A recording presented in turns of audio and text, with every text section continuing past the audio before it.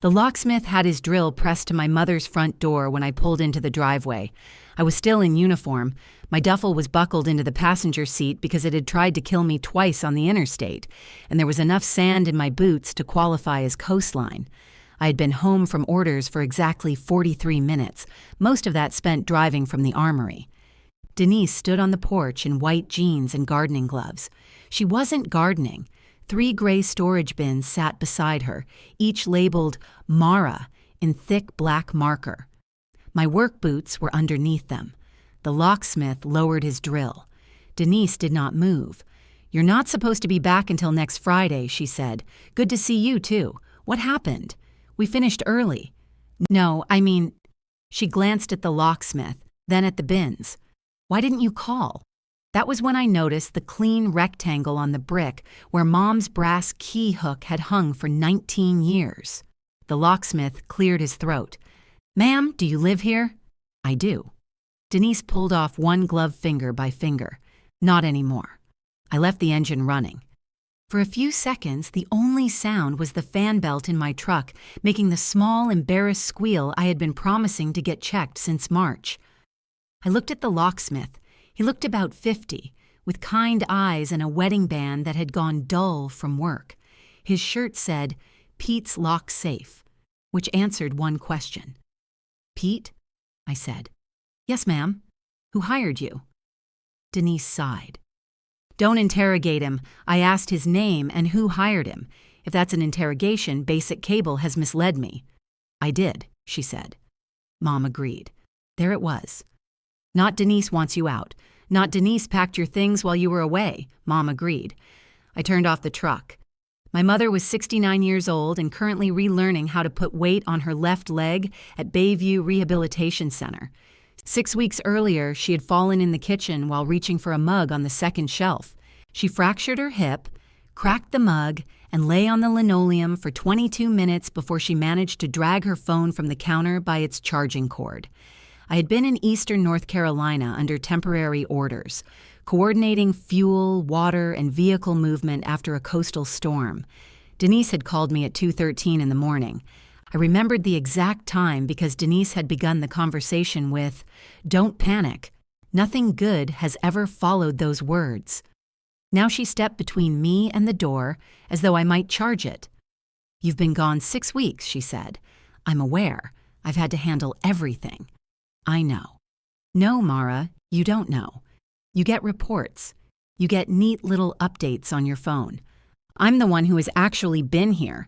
Pete shifted his toolbox from one hand to the other. "Maybe I should come back." "You should wait," Denise told him. "You should absolutely not wait," I said. "She told you I moved out?" Pete's eyes flicked toward Denise. She said the resident who had the extra keys was no longer living at the property. "The resident is me." Denise made a disgusted sound. "You always do that. Live here? Talk like everything is a deposition." I walked past the bins and picked up my boots. One was full of old receipts, 2 dead batteries, and the orange-handled screwdriver I kept in the kitchen junk drawer. I held it up. "You packed my screwdriver in my boot? I ran out of room. In the entire house. Those are the things that were clearly yours. The dead batteries were a mystery, but the screwdriver had my initials scratched into the handle. My father had done that after Denise and I fought over tools in high school. He had engraved an M on mine and a D on hers, then discovered Denise had been using both because hers was the wrong orange. I put the screwdriver in my cargo pocket. "Where's my key?" I asked. "You have a key." "The spare from the hook." Denise looked toward the front window. The blinds were shut, though Mom never closed them during the day because she claimed shut blinds made a house look guilty. I moved it. Where? Somewhere safer. From whom?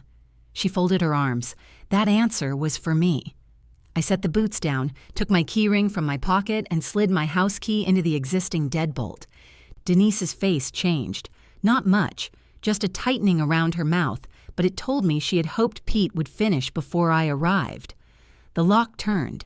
Pete let out a breath through his nose. "I'm sorry you got pulled into this," I told him. "What's the cancellation fee?" "I can handle it," Denise said. I asked him, $75, Pete said. But honestly, given the circumstances are that my sister lied to you. I did not lie. Pete studied a hedge like it had become professionally fascinating. I opened the door. Send her the bill. Inside, the house smelled wrong. Not bad.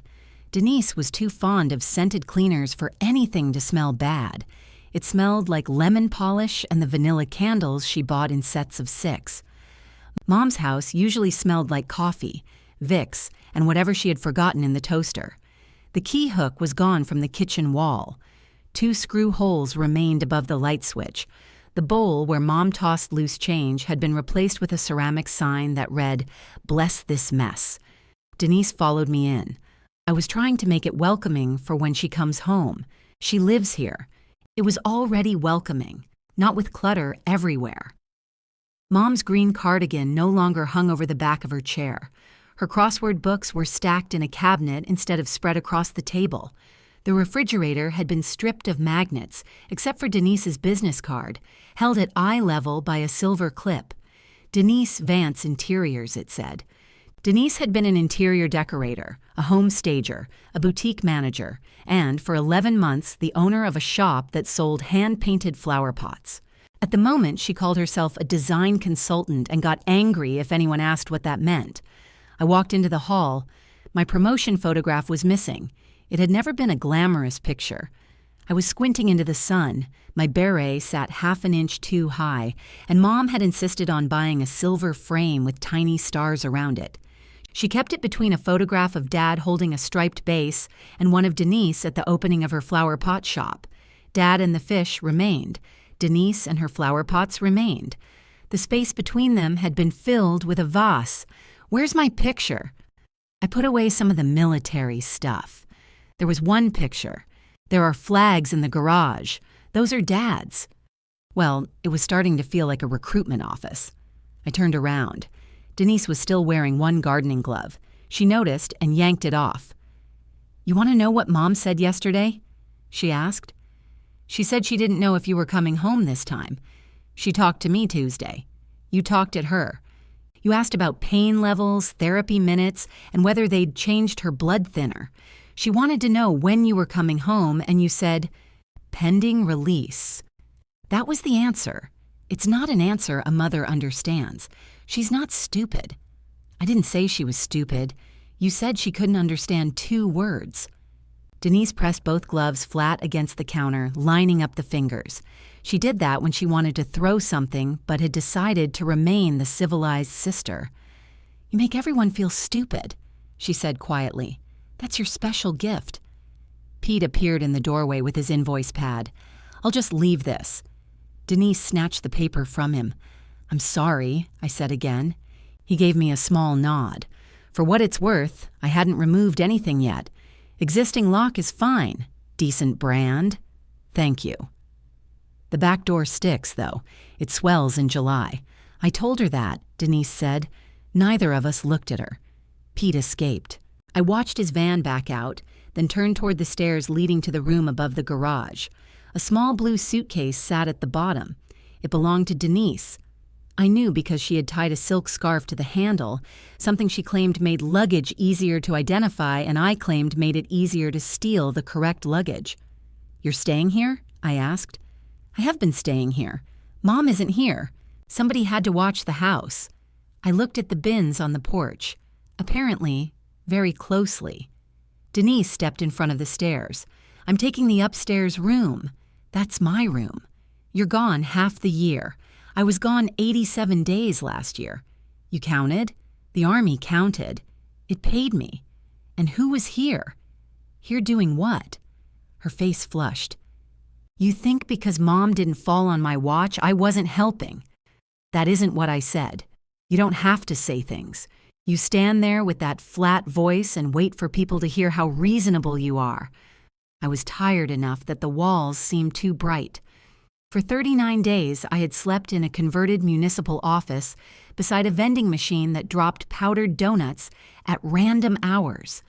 I had spent the previous night checking the return of trucks, radios, fuel cards, and 2 pallets of equipment everyone swore belonged to someone else. At dawn, Captain Ellis told me the relief team had arrived early, and I could go home.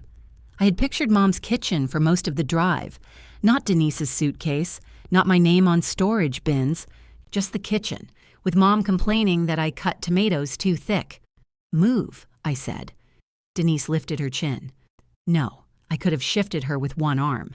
Denise knew it, which was why the words sat between us with a special ugliness. I took one step back. Okay, that surprised her. I went into the den instead. Mom's adjustable bed was neatly made beneath a yellow quilt. The walker I had ordered before the storm stood folded in a corner with its price tag still attached. Denise had put a glass-top table where the walker needed to open. On the dresser sat a framed photograph of Denise and Mom at a restaurant. They were leaning together, both wearing pink lipstick, both laughing at something outside the frame. I opened the closet. Half of Mom's clothes had been pushed to one side. Denise's blouses filled the other half, arranged by color. 4 shoe boxes sat on the floor. A hanging organizer held necklaces, belts, and the long wooden beads Denise wore whenever she wanted to look artistic. "You moved into Mom's room too? I needed closet space. You have an apartment." "My lease ends in August." It was late July. I looked back at her. "Does Mom know?" "She knows I'm considering options." "Which options? Why are you making that face?" "What face?" "That military face. I only have the one. You look at people like they're cargo that arrived damaged." Despite myself, I almost laughed. Dad used to say Denise could insult a person so specifically it became useful feedback. Instead, I took out my phone. Denise's shoulders rose. "Who are you calling?" "Mom. She's in therapy. It's 3:40. She gets tired in the afternoon." The phone rang twice. Denise reached for it. I turned away. Mom answered on the 4th ring, her voice small and breathy. "Hello? Hey, Mom. It's me." There was a pause long enough for me to check the screen. "Mara?" I got back early. Another pause. Behind me, Denise stopped moving. "You're home?" Mom asked. "I'm at the house." "Oh. Not thank God. Not I missed you. Just, oh." I looked at the bare screw holes where the key hook had been. Denise was having the locks changed. Mom breathed into the phone. "She said you agreed," I continued. "I need to hear from you whether that's true." Denise whispered, "Don't do this now." Mom said, "I thought you'd already taken your things." I stared through the kitchen doorway at the 3 gray bins on the porch. Why would you think that? This time, when my mother went quiet, I could hear Denise breathing behind me. "I'm asking you a question, Mom." "I know, honey. Did I tell you I was moving out?" "No, not exactly." Behind me, Denise said, "This is why I didn't want to do this over the phone." I covered the microphone. "Then you shouldn't have started it with a locksmith." Mom heard anyway. "Please don't fight. We're not fighting." Denise laughed once.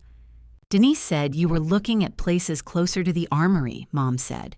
"She said with all the extra assignments, it didn't make sense for you to keep your things here. I looked at one apartment in February." "That's what she said." "I looked because you told me I should. I didn't tell you to move. You sent me 3 listings." "Well, I send things." "That doesn't mean anything. That was true. Mom once sent me an advertisement for a countertop egg cooker even though I didn't eat eggs. She forwarded apartment listings, coupons, photographs of rashes that looked like hers, and articles with titles such as 10 Signs Your Daughter is Too Independent. "Did you agree to change the locks?" I asked. Mom took a long breath. I could picture her in the rehabilitation bed, rubbing the satin edge of the blanket between her fingers. She had done that when she was anxious since before I could remember. Denise said the back door wasn't secure. The back door sticks. I know.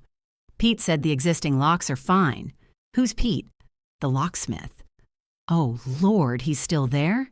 He left. She didn't need to bother that man today. I closed my eyes. Somehow the locksmith had become the injured party. By tomorrow, Mom would be worried about whether Pete had eaten lunch.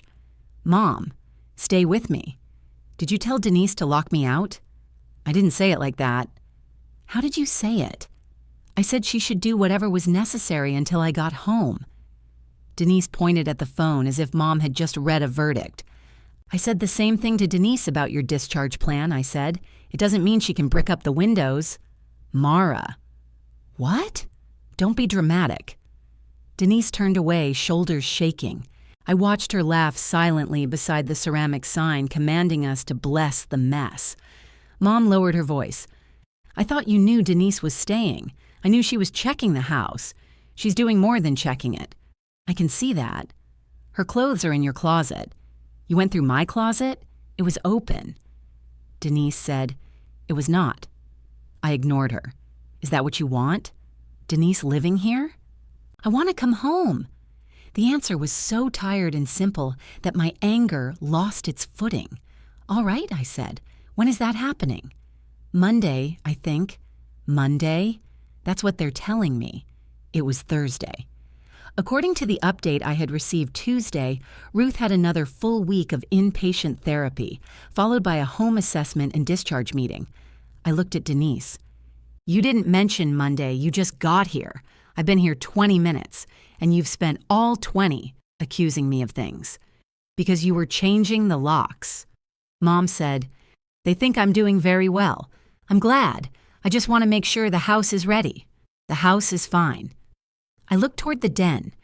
From where I stood, I could see the edge of the glass table blocking the space beside her bed. Who moved the walker? Denise's expression hardened. Don't start. Mom, I'm going to come see you. Not in your uniform. I looked down at myself. Why not? Everybody makes a fuss. I'll change and shower. I was planning to. You sound tired. I'm okay. Denise muttered. She always is. Mom heard that too. Let Denise bring you. You shouldn't drive if you're tired. I drove 4 hours to get here. Exactly. The logic was pure Ruth Vance, impossible to challenge because it made emotional sense while avoiding all known traffic laws. I'll see you in a little while, I said. Bring my blue robe. The soft one, not the waffle one. I know which one. And the lemon drops from the cabinet. I'll find them. Denise knows where they are. Denise smiled without warmth. We ended the call. I kept the phone in my hand and stared at Mom's name until the screen went dark. Denise picked up her gloves. You ambushed her. I asked whether she wanted me locked out of her house. She's recovering from major surgery. That didn't stop you from discussing apartments with her. She asked what would happen when she came home. I gave her an answer. You gave her my answer too. I told her what you told me. I haven't spoken to you since the morning after she fell. You texted. I texted to ask about Mom. You said your orders might be extended. I said they could be. They weren't. You said you were considering moving closer to work. 6 months ago. You're never here, Mara. I connected 2 dots. You added a 3rd dot and hired Pete. Denise slapped the gloves onto the counter. Fine. You want the ugly version? Mom is scared. She doesn't know when you're leaving next, and neither do you. Every time she asks, you give her some answer about operational needs. She wanted to know who was going to help her shower. She wanted to know who was going to sleep near enough to hear her if she fell again. I said I would, so say that. Why pack my things? Because there isn't room for both of us up there. It's a bedroom, not a lifeboat. It's 1 bedroom with 1 bed. There's a couch. I have a back. I'm familiar with the concept. I'm 51. You've mentioned. And you're 46 and apparently made of government-issued titanium. She grabbed the handle of the first storage bin and dragged it inside. The bottom caught on the threshold. I watched her wrestle with it for several seconds. Don't, she snapped. I'm not doing anything. That's worse. I lifted the other end. Together we carried it into the kitchen and set it down. The label faced me. Mara. The letters were carefully centered. Denise had probably started with pencil. What's in this one? Bathroom things, books, miscellaneous. There is no category more dangerous than miscellaneous. You're welcome to repack it. I opened the lid. My electric toothbrush lay on top, wrapped in a hand towel. Beneath it were 6 paperback novels, a heating pad, 2 pairs of running shoes, and the small wooden box Dad had made for me when I enlisted. The box held foreign coins, challenge coins, an old pocket knife, and a note he had written on a torn piece of grocery bag, "Keep your head down except when it matters." Denise had wrapped the box in one of Mom's Christmas dish towels. That bothered me more than if she had tossed it loose. "You took this from my dresser. I didn't want it broken." "While evicting me. I wasn't evicting you. You put my toothbrush on the porch. You have another one in your duffel." I looked up. "How would you know that? You've traveled for 26 years. I took a chance.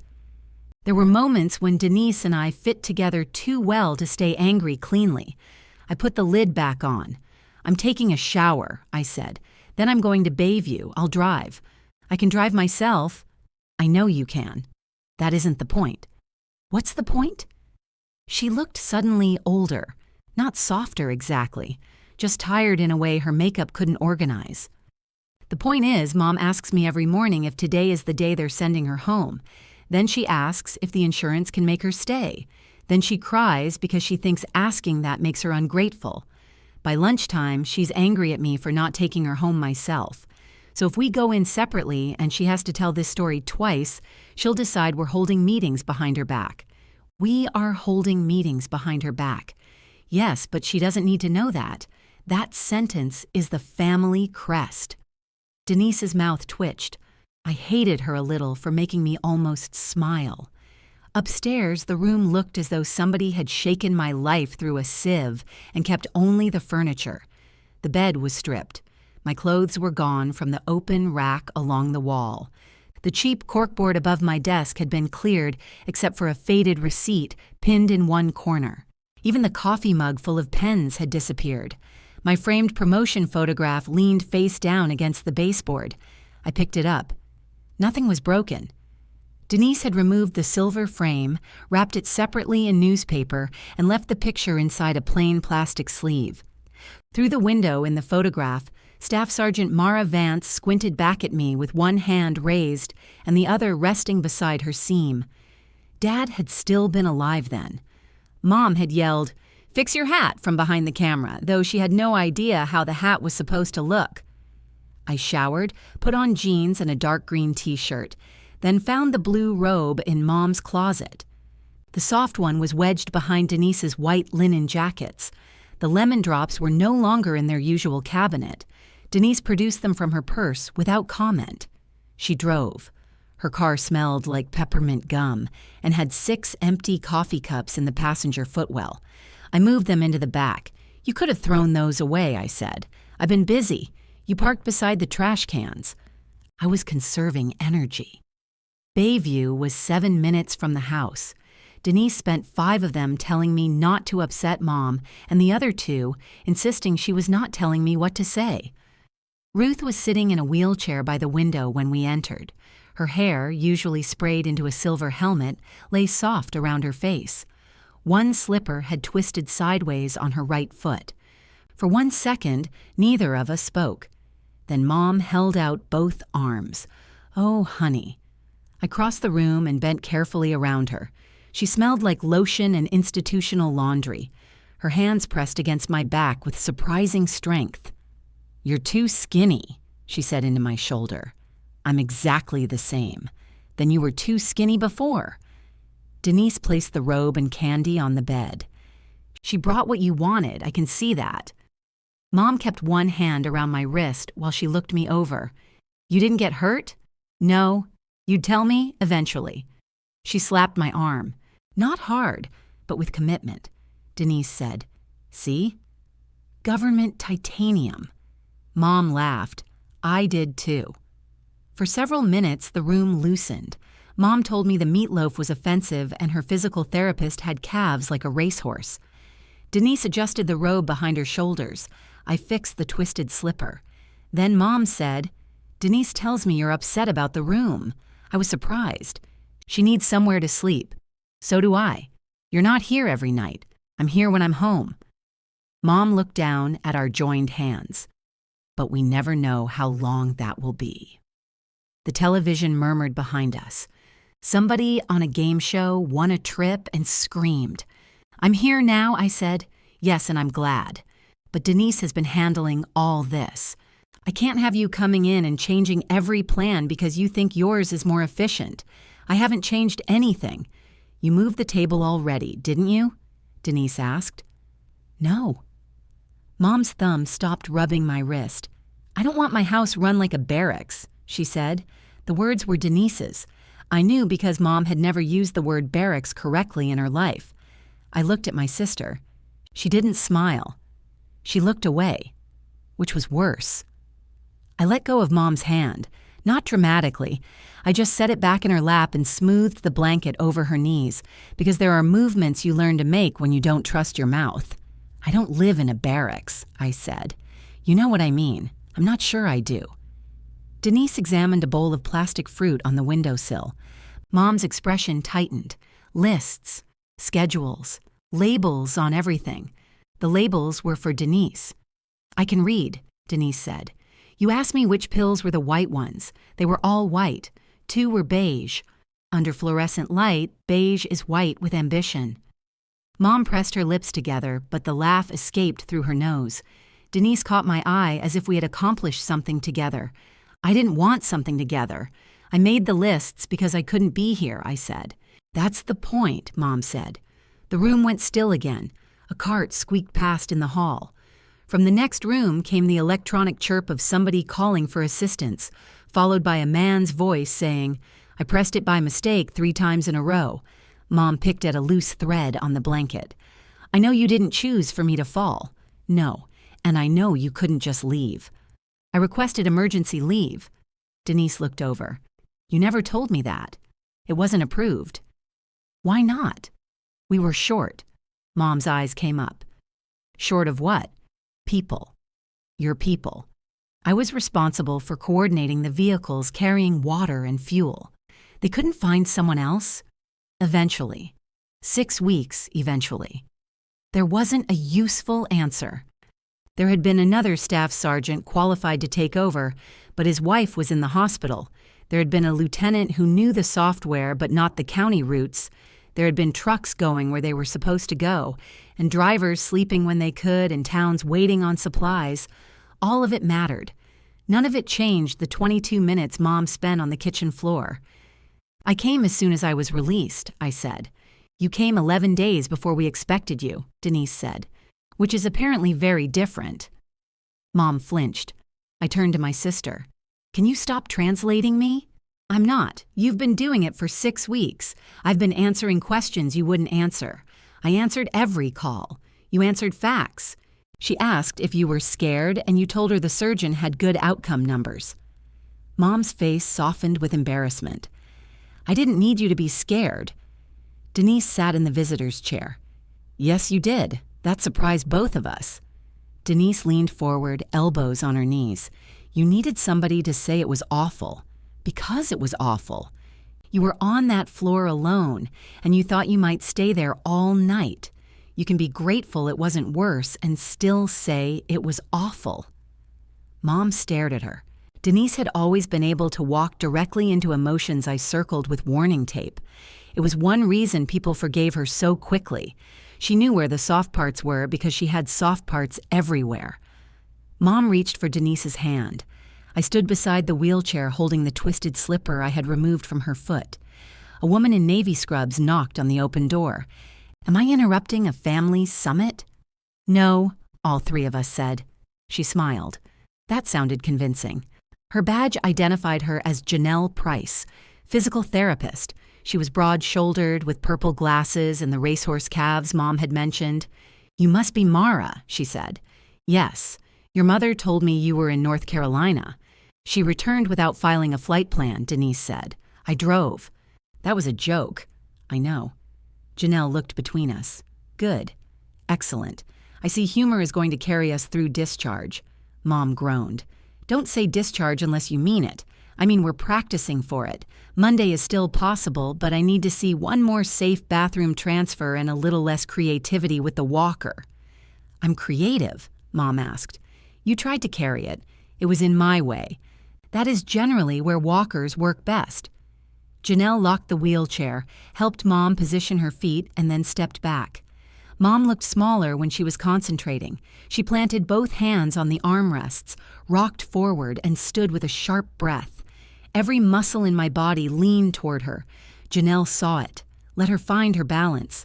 I kept my hands at my sides. Denise didn't. She reached for Mom's elbow, and Janelle gently blocked her. "Same rule for you." Denise sat back, chastened. Mom gripped the walker and glared at all of us. "I'm not a chandelier.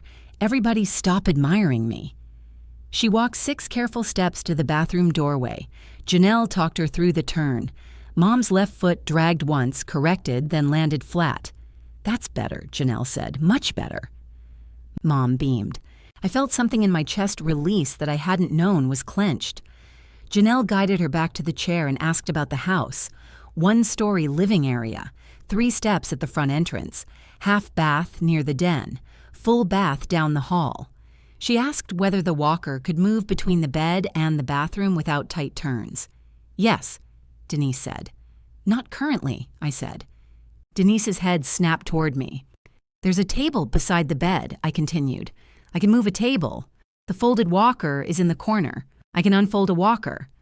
Janelle held up one hand. "Wonderful. I enjoy solvable problems." Mom sank lower in the wheelchair. "What about grab bars?" Janelle asked. "There's one in the shower," I said. "There was one," Denise said. I looked at her. It was loose. It wasn't loose. It moved. It's supposed to have a little give in the cover. The mounting plate was secure. Well, it looked terrible. Janelle's eyebrows rose above the purple frames. Denise corrected herself. It looked unsafe. "When did you remove it?" I asked. "Last week. And you didn't replace it?" "I ordered one." "Where is it?" "Coming." "When?" "Soon." Janelle glanced at Mom, then softened her tone. "We need a properly installed bar before your first shower at home. That's not negotiable." "I can use the sink," Mom said. "No," 3 of us replied. Mom crossed her arms. Janelle asked who would be staying overnight. "I will," Denise said. "So will I said. Denise's jaw tightened. "We haven't discussed that. We're discussing it." Mom looked from one of us to the other. "I don't need 2 guards." "You won't have 2 guards," I said. "What will I have?" I almost said coverage. The word reached the back of my teeth, recognized the danger, and retreated. "You'll have help," I said. Denise noticed. Her mouth shifted, almost approving. Janelle gave us a home preparation checklist and suggested we decide who would handle mornings, transportation, meals, medications, and nighttime needs. Denise folded the paper in half without reading it. "I've got it," she said. "That's not a plan," I said. "It's 4 words. I thought you liked efficiency." Mom closed her eyes. Janelle looked at me. "Sometimes families do better if they divide responsibilities by what each person can realistically sustain." "Exactly," Denise said. "Realistically," I repeated. Denise stood. "Mom needs to rest." Mom opened one eye. "Mom is sitting right here." We stayed another half hour. I heard about the occupational therapist who rearranged Mom's toiletries, the nurse who hummed during blood pressure checks, and the roommate who had gone home Tuesday after stealing 2 towels she insisted were hers. Normal complaints steadied Mom. By the time we left, she had eaten 3 lemon drops and made me promise to bring her good tweezers. In the elevator, Denise watched the floor numbers. "Did you request emergency leave?" she asked. "Yes." "And they said no?" "Yes." "Why didn't you tell me? You already had enough going on. That wasn't your decision. I was trying not to add to it. You always decide what everybody can handle." The doors opened in the lobby. We walked past an aquarium full of fish that looked sedated. Outside, the heat wrapped around us like a wet blanket.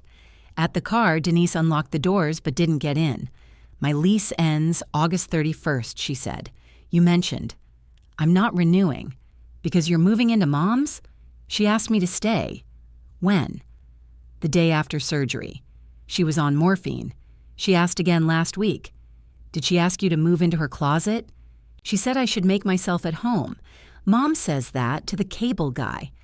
Denise put both hands on the roof of the car. "Do you hear yourself?" I am offering to rearrange my whole life so she can come home, and you're making jokes about closet space. I rearranged mine 4 years ago. You moved into a free room after your divorce. I pay the electric bill, the property tax, half the groceries, and every repair that requires someone to crawl under something. You don't pay rent. Mom wouldn't take rent. Because you made everything else complicated enough that she felt guilty. I stared at her. Denise looked away first. What is that supposed to mean? You installed rails. You changed the bedroom. You took over the bills because Dad had them in 3 shoe boxes. Every time Mom said she could manage, you found another thing to manage for her. The roof leaked into a light fixture. I know the roof leaked. You brought a cake. It was his birthday. It was raining through the ceiling on his birthday. And you spent the whole day with a roofer while he kept asking where you were. He knew where I was. He knew what you were doing. That isn't always the same thing. A car behind us chirped. An older man shuffled up with a set of keys and gave us a polite smile that said he wished we would move our family argument away from his sedan. We got into Denise's car. Neither of us spoke until she turned onto Mom's street. Then she said, "You think I changed the locks because I'm trying to steal your bedroom. I don't think you'd want it if I hadn't been sleeping there. That's not an answer. It's the one I have." She pulled into the driveway, stopped, and kept both hands on the wheel. I didn't tell Mom to say the barracks thing. You didn't have to. You said it enough that she borrowed it. She said she felt like you were always inspecting her. I check whether she takes medication that keeps her alive. You also check the expiration dates on mustard. Expired mustard is a choice. That got a laugh out of her, a real one this time, brief and unwilling. Then she looked toward the house. When Mom first asked me to stay, I said there wasn't room with you upstairs. She said you probably wouldn't come back here anyway. My hand froze on the door handle. Why would she say that? Because I told her about the apartment I didn't rent. She didn't know that. Because you didn't tell her. Denise's voice went flat. She was scared, Mara, and angry. I didn't correct every ugly thing she said just because you might come home early and demand a transcript. You let her believe I left. I let her believe you had somewhere else to go. That's the same thing. No, it isn't. It is when you're putting my belongings outside. Denise leaned back against the headrest and closed her eyes. She asked me to make sure you couldn't walk in here and take over, she said. Changing the locks was my idea, but she didn't tell me no. I got out of the car before I said something that would turn the driveway into a permanent crime scene. Denise followed me inside. Mara. I kept walking. You asked me what happened. I told you. You told me the part that makes it sound like Mom shares the blame. She does share the blame. I stopped in the kitchen. You don't get to recruit her now. Recruit her? You took something she said while she was scared and turned it into permission. She is an adult. You don't get to decide which of her decisions count, neither do you. Denise put her purse on the counter. It landed against the "Bless This Mess" sign, knocking it face down. We both looked at it. Leave it, I said. I was going to. Good. She picked it up anyway. I went into the den and moved the glass table away from Mom's bed. It was heavier than it looked. Denise had filled the drawer with spare candles, all vanilla, as if we were preparing for a power outage in a bakery. What are you doing? She asked. Making space for the walker. I said I would move it. You were busy defending the locksmith. You don't have to perform competence every second. I'm moving a table, Denise. You're moving it angrily. I wasn't aware furniture could tell. That table can. We carried it into the living room because there was nowhere else to put it. It didn't match anything there. Mom's furniture was brown, soft, and rounded from years of use. Denise's table had sharp gold legs and a glass top that showed fingerprints if you breathed near it. She stood over it, dissatisfied. It looks terrible there. It looked dangerous in the den. There are other choices besides dangerous and ugly, not in this house. She almost smiled, then remembered herself. I unfolded the walker. The price tag hung from the sidebar on a plastic loop. I cut it off with Dad's pocket knife, adjusted the height to match the measurements Janelle had given us, and rolled it from the bed to the bathroom. The doorway was wide enough. The turn near the linen closet was not. Denise leaned against the wall. You could ask before moving her things. Did you ask before moving mine? This isn't about your toothbrush. It was on the porch. Your toothbrush is not a constitutional issue. I shifted a narrow cabinet 3 inches to the left. There. You put a scratch in the floor. It was already there. It was not. I crouched and ran my finger over the dark line. Dust had settled into it. This scratch is older than your last 2 careers. I have 1 career. What is it currently? Design consulting. What does that mean? It means people pay me to prevent rooms from looking like this one. She swept a hand toward Mom's den. The yellow quilt, adjustable bed, faded wedding photograph, and metal walker did not look like a magazine spread. They looked like illness had moved in and tried to be polite. You removed the grab bar because it was ugly, I said. I removed it because it was loose. You said both. Things can be 2 things. What did you order? A replacement. What kind? The kind you attach to the wall. Everything is the kind you attach to the wall. She took out her phone and pulled up an order confirmation. The photograph showed a white plastic bar with 2 large suction cups. No, it supports 300 pounds. It supports 300 pounds in an advertisement. It has 4.5 stars. So does a taco place near Fort Eustis that gave Calvin food poisoning. Who's Calvin? You've met Calvin. The quiet one? No, the divorced one? That describes half the unit. The tall one who brought the folding chairs to Dad's memorial. That was Russell. She zoomed in on the product description. It says medical grade. It also says removable. That's convenient. It means it can come off. That is the definition of removable, yes. While Mom is holding it. Oh, for God's sake. Fine, you choose one. No, we choose one. She lowered the phone. It was a small correction, but the air changed around it. I'll find 3 that are safe, I said. You pick the one you can stand looking at. 2. 3. Why 3? Because 2 makes people feel trapped. Is that army science? Supermarket science. She studied me, searching for the angle. Fine. We worked separately for the next hour. I measured the shower wall and checked the studs. Denise changed Mom's sheets and muttered every time she passed the glass table in the living room. I found the blue cardigan folded in a basket beside the dryer, then moved it back to Mom's chair.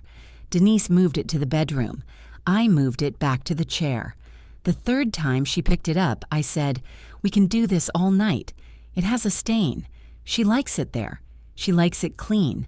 She likes it where she can reach it." Denise held the cardigan between us. A dark spot marked 1 cuff. I was going to wash it, then wash it. I have washed plenty of her clothes. I didn't say you hadn't. You say it every time you correct me. She put the cardigan in the washing machine and shut the lid harder than necessary. I went upstairs. My clothes had been packed with the careful cruelty Denise specialized in. T-shirts folded, socks paired, underwear sealed in a small grocery bag as though she was protecting the public. She had placed my dress uniform in a garment bag and laid it across the bed. I hung the uniform on the rack. Everything else stayed in the bins. There was no practical reason for that. If I planned to remain, I needed clothes. But unpacking felt too much like pleading with a room to remember me. I took out 2 pairs of jeans, 3 shirts and running clothes, then closed the lids. My phone rang. Calvin's name appeared on the screen. I sat on the bare mattress. Brooks. Vance. Did somebody lose a truck? Not since you left. Then why are you calling? To see if you got home. I got home. He waited. Calvin was the only man I knew who could make silence sound judgmental without changing his breathing. What? I asked. You said that like you arrived at a hostage exchange. My sister was changing the locks. There was another pause. On purpose? He asked. No, Calvin. As a hobby. I don't know what civilians do for fun.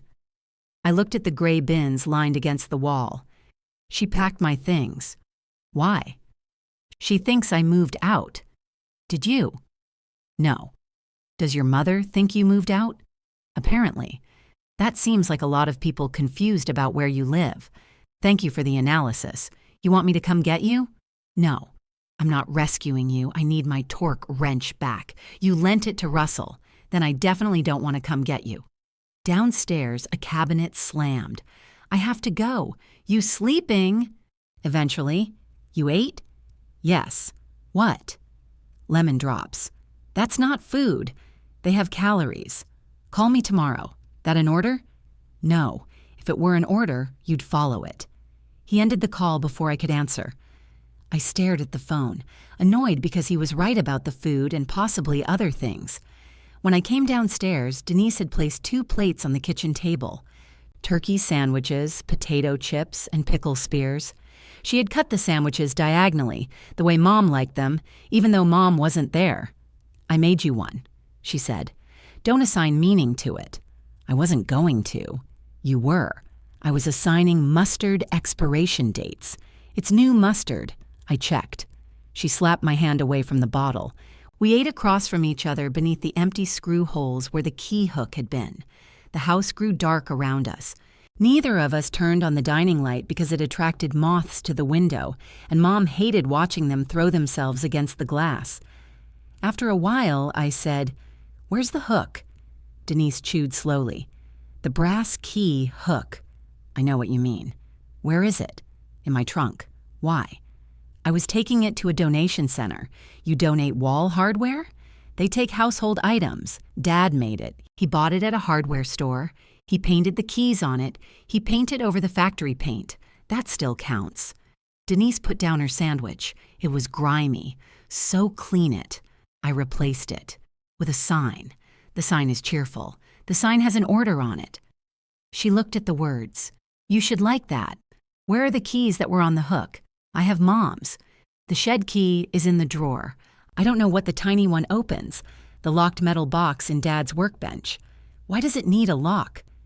"Because he liked locks." "That's true. And the spare house key?" She wiped her fingers on a paper napkin. "I have it. Give it to me." "No." I waited. She waited better. Denise could hold a stare through weather. "Mom asked me to manage access," she said. "Mom didn't ask you to remove my key. You have one. For now. That is melodramatic.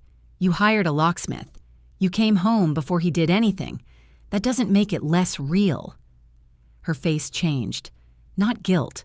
Something closer to impatience with guilt. "What do you want me to say, Mara?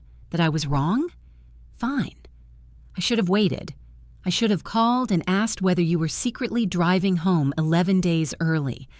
I should have protected your feelings while I was arranging Mom's discharge, meeting with therapists, answering calls from relatives, cleaning this house, and trying to figure out whether I'm giving up my apartment. I want the key. And then what? You hang it back on Dad's dirty little hook and everything goes back to the way you like it? No. Because it can't. I know.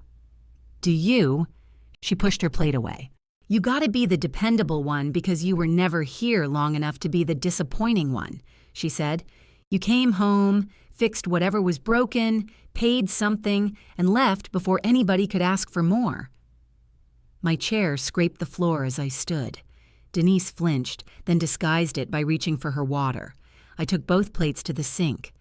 "You don't know what people asked for," I said. "I know what Dad asked for at the end." My hand stopped under the faucet. She realized she'd gone too far. I heard it in the breath she took before saying my name. I turned off the water. "What did Dad ask for?" Denise stared at the tabletop. "Mara, what did he ask for?" "He asked when you were coming home." "I was home. Not that night. I had duty." "I know. I came the next morning." "I know. Say the rest." She looked up. Her eyes were wet, which made me angrier than if she had stayed hard. "He asked whether you knew he was scared," she said. The refrigerator motor kicked on behind me. I had been in that kitchen the next morning when Dad told me Denise cried too easily and Mom worried too much. He had made me promise not to turn his last months into a vigil. He had called me his steady girl. I had believed steady was what he needed. Denise reached into her purse, took out a single brass key and placed it on the table. "I didn't tell him," she said. "Tell him what?" "That you were scared too." The key lay between us, catching the yellow light from the stove. It was the spare to the house. I could tell by the shallow nick near the head where Dad's pliers had slipped years ago. I didn't pick it up. Denise wiped beneath one eye with the heel of her hand. I shouldn't have said that. No, he loved you. I know. He was proud of you.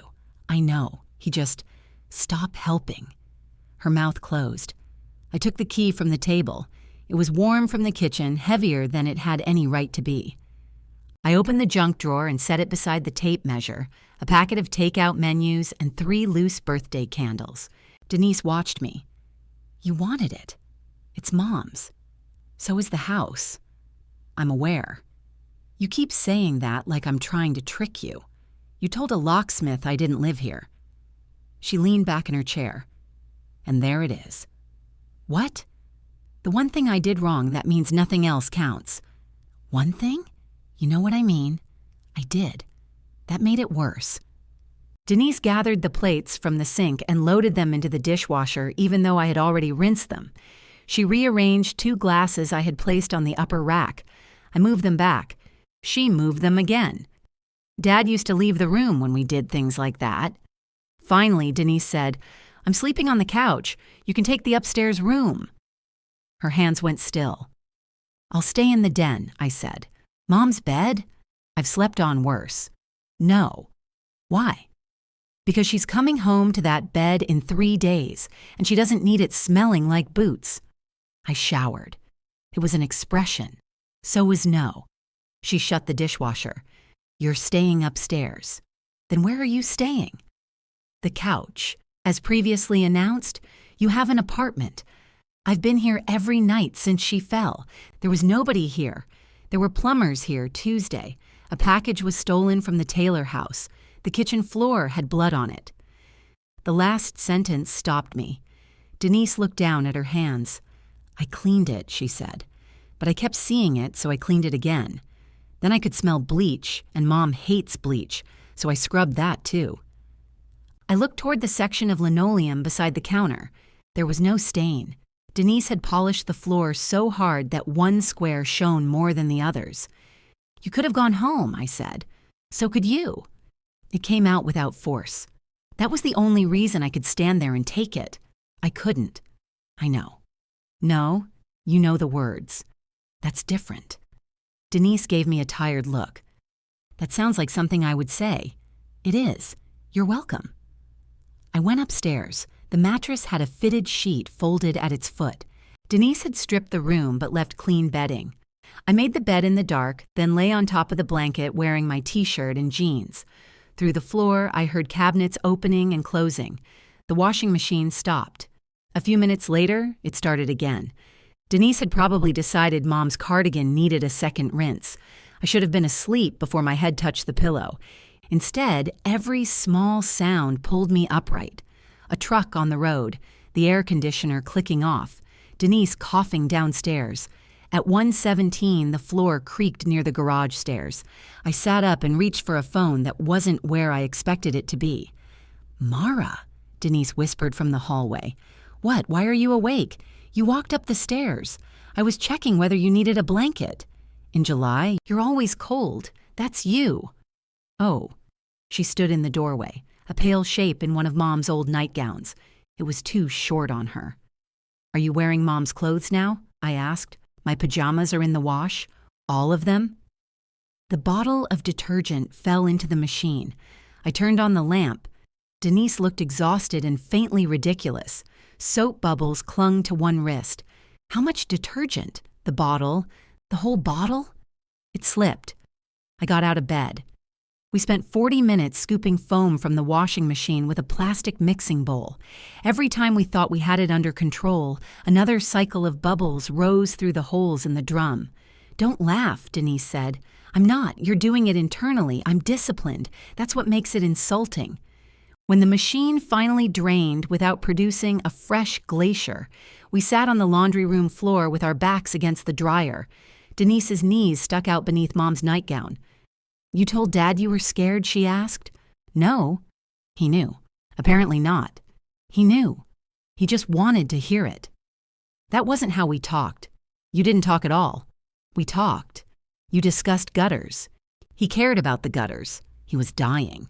The gutters still needed cleaning. She rested her head against the dryer. That is the most Mara sentence ever spoken. He told me not to come that night. I know. You said he asked when I was coming home. He did. Then he said not to call you because you had duty. Why didn't you? Because he asked me not to. You ignored everything else he asked. That's unfair. Yes. The admission took the fight out of her. I looked at the foam collecting around the edge of the floor drain. He told me he wasn't scared. He lied. He was entitled. Were you? I thought about Dad's last morning. His fingers had been cold, but he complained that I was the one hovering. I checked the oxygen tubing twice. He told me to sit down. I stood beside the bed and told him the gutters were clean. I don't know, I said.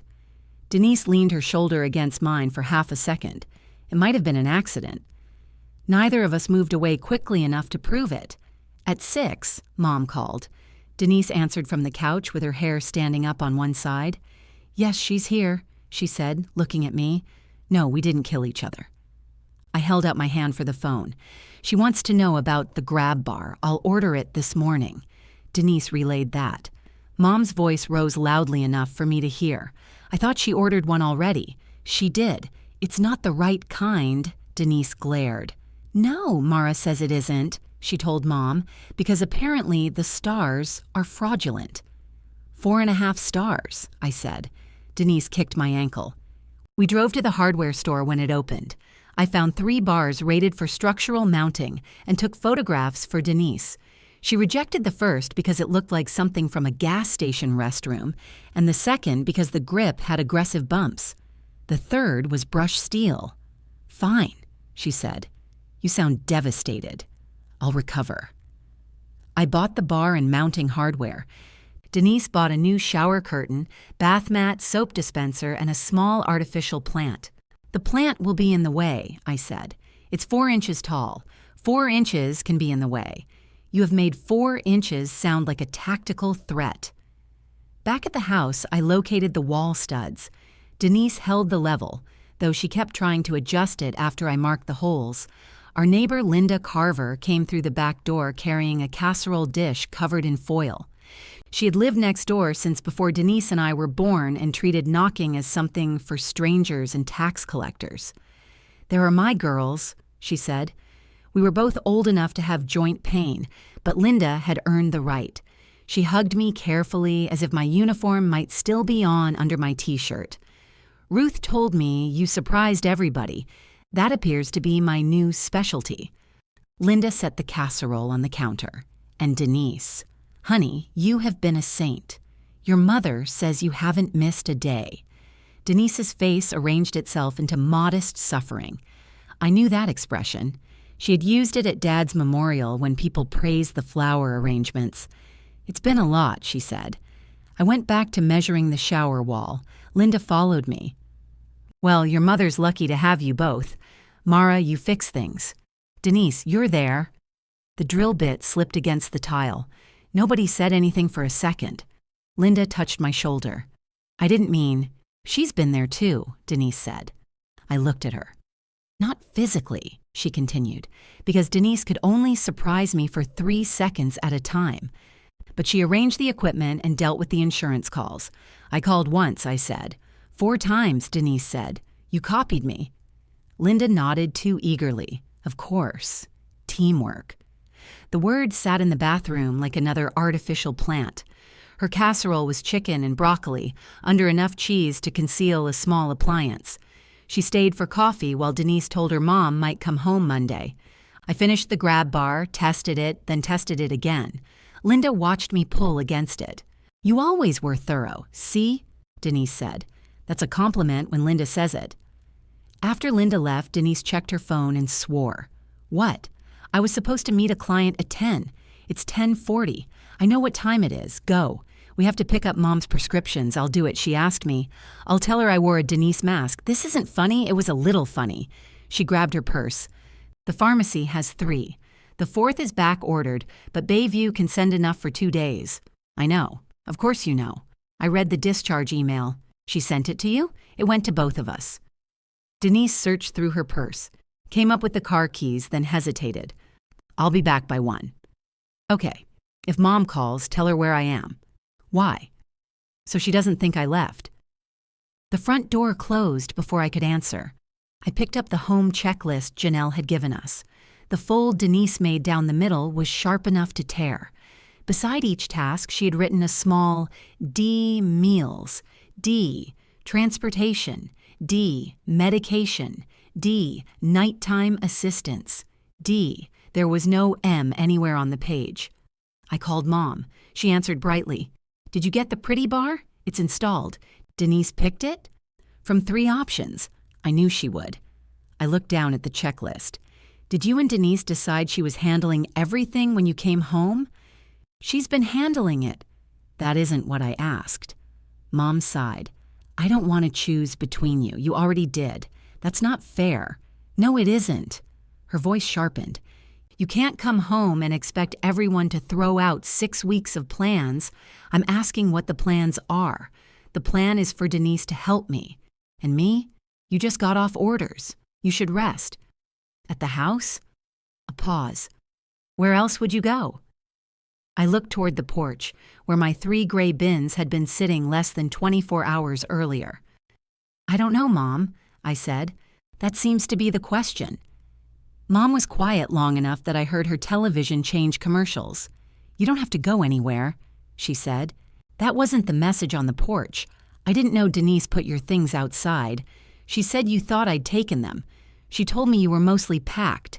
I was mostly deployed.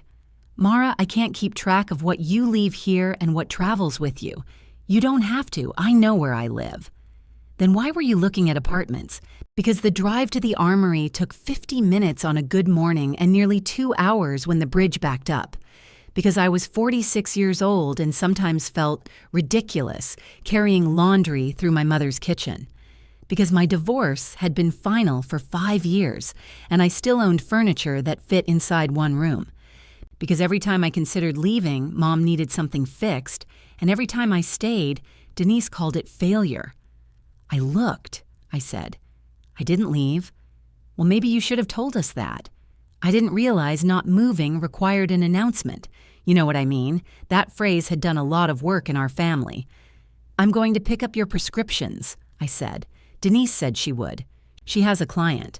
What client? I don't know. Then why did she schedule something today? Ask her. You're angry. I'm standing in a safe bathroom with a properly mounted grab bar. I'm delighted. You're doing that thing. What thing? Being funny when you don't want to answer. I leaned against the door frame. The brushed steel bar looked solid and unremarkable, exactly what I wanted from anything expected to hold my mother's weight. I'm angry, I said. Oh. You let Denise make plans about my room. You let her believe she could change the locks. I told you I never told her to lock you out. You didn't tell her not to. I didn't think she meant right then. When did you think she meant? When you were settled somewhere else? The answer landed quietly. Mom began talking before I could. I thought that was what you wanted. You complain about the drive. You said the garage room is too hot. You're gone so much. And Denise needs a place at the end of August. It seemed like it might solve several problems. I'm one of the problems? That's not what I said. You moved me out in your head before anyone packed a box. You're making it sound cruel. I'm repeating it. Her breath trembled. I'm trying to come home after breaking my hip, and somehow this has become about where you keep your socks. I looked at the D beside nighttime assistance. You're right, I said. We'll talk later. Mara, I have to go to the pharmacy.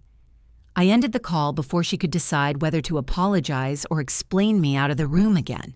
At the pharmacy, only 2 prescriptions were ready. A third needed an updated instruction from Bayview, and the fourth had been transferred to a location across town without anyone telling either sister. I stood beneath fluorescent lights while the pharmacist called the rehabilitation center. Then I drove across town. Denise texted at 12:18, running late. Did you get meds? I wrote, working on it. She responded with a heart. I stared at the tiny red shape until the light changed and somebody honked. By the time I returned, Denise's car was in the driveway. The blue suitcase was no longer at the bottom of the stairs. It sat open on my bed upstairs, spilling linen pants and 3 pairs of shoes onto the blanket. She stood at my clothing rack, hanging a white blouse beside my uniform. "What are you doing?" She jumped. "You walk like a burglar. You're in my room. We agreed I was staying here. We agreed you were sleeping on the couch. You told me I could take the room." I offered. "You said no." I reconsidered. While I was gone. "You weren't using the closet. My uniform is hanging in it. That's not a closet. It's a pipe screwed to the wall. It serves the closet function. I need 6 inches. You have Mom's actual closet. Those are the clothes I'll wear downstairs. These are for work." I placed the pharmacy bag on the desk. "You categorized your clothes by floor? That's what happens when somebody makes a woman live out of a suitcase. You have an apartment. I'm trying not to drive back and forth. I'll sleep on the couch. No, you'll complain about your back. You're the one with the back." "We both have backs, Mara."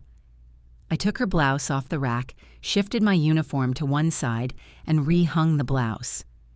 "You get this much," I said. "That's 8 inches. I'm generous." She looked at the gap. "I need a foot. Take it before I reconsider." She hung 2 more blouses and a dress. I cleared one drawer for her.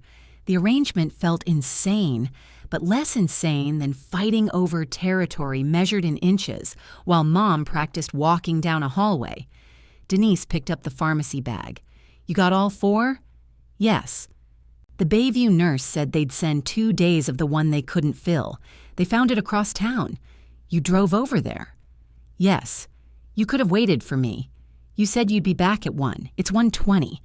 I looked at the clock. It was 1:23. The fact that she was nearly on time irritated me. "How was the client?" I asked. "Terrible. She wants to make her living room coastal, but refuses blue, green, white, beige, wood, shells, rope, or anything distressed. What remains? Fish. Alive? I'm considering it." She sat on the bed and read the medication labels. "Mom called me. I assumed she would. She said you hung up on her." I ended the conversation. "That's hanging up with better posture. She told me I should move because you need my room." Denise's expression shifted. "I didn't tell her to say that." "No, you just gave her a problem you knew how to solve. I do need somewhere to live. You have 5 weeks. I have 5 weeks left on a lease I can't afford to renew." There it was. Not a dramatic confession, just a sentence she had been avoiding because it made her plan look less noble. "What happened?" I asked. "My rent went up." "How much?" "Enough." "Is work slow?" "Work is inconsistent." "That means yes. It means inconsistent." "You could have told me." "And heard you make a spreadsheet." "I don't make spreadsheets for everything. You made one for Thanksgiving. There were 12 dishes and 1 oven." She looked down at the prescription bag. "Mom needs me. I need to cut expenses. The house has space. It has my space. You don't need it the same way. You don't get to rank need. You do it constantly." I had no answer that didn't prove her point. The weekend became a negotiation conducted through objects. Denise moved the artificial plant onto the bathroom sink. I moved it to the windowsill. She placed a basket of rolled towels under the grab bar. I placed it across the room. She accused me of making the den depressing. I accused her of making it impossible to turn a walker without knocking over something described as an accent. We compromised on 2 throw pillows, 1 lamp, and no glass near the bed. The brass key hook stayed in Denise's trunk. When Bayview's sedan pulled into the driveway, Denise had tied 2 balloons to the porch railing. One said, "Welcome home." The other said, "Get well soon," which seemed late, but enthusiastic. Mom sat in the passenger seat wearing the blue cardigan. The stain was gone. Denise hurried down the steps. I stayed near the walkway with the walker, forcing myself not to reach for every moving part. Janelle got out from the driver's side. "I volunteered for delivery," she said. "Your mother has been giving transportation notes." "The driver before you stopped too hard," Mom said through the open door. "That was me. Well, you improved." Getting from the car to the porch took 9 minutes. Mom insisted she could manage the first step, then froze halfway up. Denise put a hand under her elbow. I stood below her with one hand open near her back. "Don't crowd me," Mom said. "We're not," Denise said. You're both breathing on me. We can stop, I offered. Mom laughed despite herself, and the laugh got her up the next step. Inside, she cried. Not loudly. She stood gripping the walker and looked at her chair, her crossword books, the yellow quilt in the den, and the clean square of kitchen floor. Her face folded. Denise reached her first. I moved behind them and untied the balloons before they could slap against the porch railing all afternoon. Janelle watched Mom walk the route to the bathroom. The cabinet had been shifted. The grab bar held. The artificial plant remained on the windowsill and hurt no one.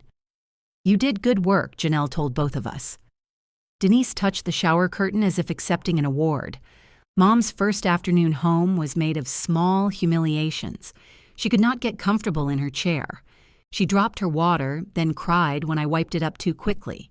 She needed help lowering herself onto the toilet and refused it from either of us until the need overruled her pride. Denise prepared chicken soup and arranged crackers on a tray. I set medication alarms on Mom's phone. I don't want alarms going off all day, Mom said. 4 times. That's all day. They can be quiet. She knows when to take pills, Denise said. She forgot the evening dose before the fall. Mom's face hardened. Are you saying that's why I fell? No, you made it sound that way. I said you forgot. I was reaching for a mug. I know. Denise put the spoon down. Can we get through one meal without a medical briefing? I changed the alarm sound to birds. At 8, Mom said she wanted to sleep. Denise walked her into the den and shut the door after herself. I remained at the kitchen table with the medication log open in front of me. 10 minutes later, Denise came out. I'm handling nights, she said. So the checklist claimed. Mom wants privacy. Mom needs somebody within hearing distance. I'm on the couch. I'm upstairs. Yes? Farther away. I can hear the washing machine overflow. That was different. I closed the log. Wake me if you need help. I won't. That wasn't a challenge. It sounded like one. At 2:06 in the morning, something struck the floor below me. I was out of bed before I was fully awake. I reached the den in seconds. Mom sat on the edge of the mattress, 1 foot bare, her cane on the floor beyond her reach. Denise was kneeling in front of her, trying to fit the twisted slipper onto Mom's foot. Everybody froze. I dropped the cane, Mom said. I heard. You didn't need to come running. I didn't know what fell. Denise's hair hung in her face. I had it. Mom looked at me with anger, sharpened by embarrassment. I don't need you listening for me, she said. I stood in the doorway, heart pounding hard enough to hurt. I wasn't listening, I said. I was sleeping. That's worse, Denise murmured. Mom's eyes filled. Please, she said, go back upstairs. So I did. And for the rest of the night, I lay awake trying not to hear anything. At 6:30, the bird alarm went off downstairs. It chirped for a full minute before I heard Mom say, "What is that?" Denise answered from the couch in a voice thick with sleep. Medication. Whose? Yours. Turn it off. It means you need to take something. What? I don't know. Mara said it. I got dressed and went down. Mom sat in her chair with her hair flattened on one side. Denise was crouched beside the coffee table, stabbing at the phone. Swipe left, I said. I am swiping left. That's right, it's my left. You're holding the phone upside down. She glared at me and rotated it. Mom watched us with the expression of someone reconsidering her decision to survive surgery. I brought the pill organizer and a glass of water. It's the blood thinner and the stomach medicine. I know my own medication. Good. Don't say good, like I passed a test. I placed them on the table. Denise stood and stretched until her spine cracked. I'll make breakfast. I want toast, Mom said. I can make toast, I told Denise. Denise glanced at me, almost apologetic, then went into the kitchen. I sat on the edge of the couch. My body still believed it had slept 2 hours. How's the pain? I asked. Fine. 0 to 10. I'm not in the hospital. The scale works outside. 3. When you stand? 4. When you walked last night? Mom looked toward the kitchen. I didn't walk. You were sitting on the bed. I reached for the cane. You're not supposed to reach that far, I know. Then why? She dropped it, Denise called. Gravity remains active after discharge. Mom smiled. I stopped. Denise put 2 slices of bread into the toaster. She did not check the setting. It was on 6, which in that toaster meant cremation. I watched her pour coffee, take out butter, and search for a plate. I could have told her. I didn't. The smoke alarm went off 3 minutes later. Mom yelled. Denise swore and waved a dish towel beneath it. I opened the back door, turned on the vent, and removed 2 black rectangles with tongs. Why was it set that high? Denise demanded. Bagels, I said. You knew? I suspected. You let me burn it? You said you could make toast. Mom laughed so hard she had to hold her hip. Denise stared at me, then began laughing too. For a moment, it felt like the house had remembered an older version of us. Then Mom tried to stand without the walker, and both of us moved at once. Stop, she snapped. We stopped. Her hands trembled against the chair arms. Denise brought the walker close without speaking. Mom stood, waited, and took it. Thank you, she said to Denise. I opened a new loaf of bread. The days developed a rhythm that belonged to no one and exhausted everyone. The birds chirped. Mom complained. Denise made coffee strong enough to clean coins. I prepared the medication and stopped explaining what each pill did unless Mom asked. Denise helped her dress. I checked the walker route for whatever new object had migrated into it overnight. The artificial plant moved 6 times. Mom's physical therapist came on Wednesday.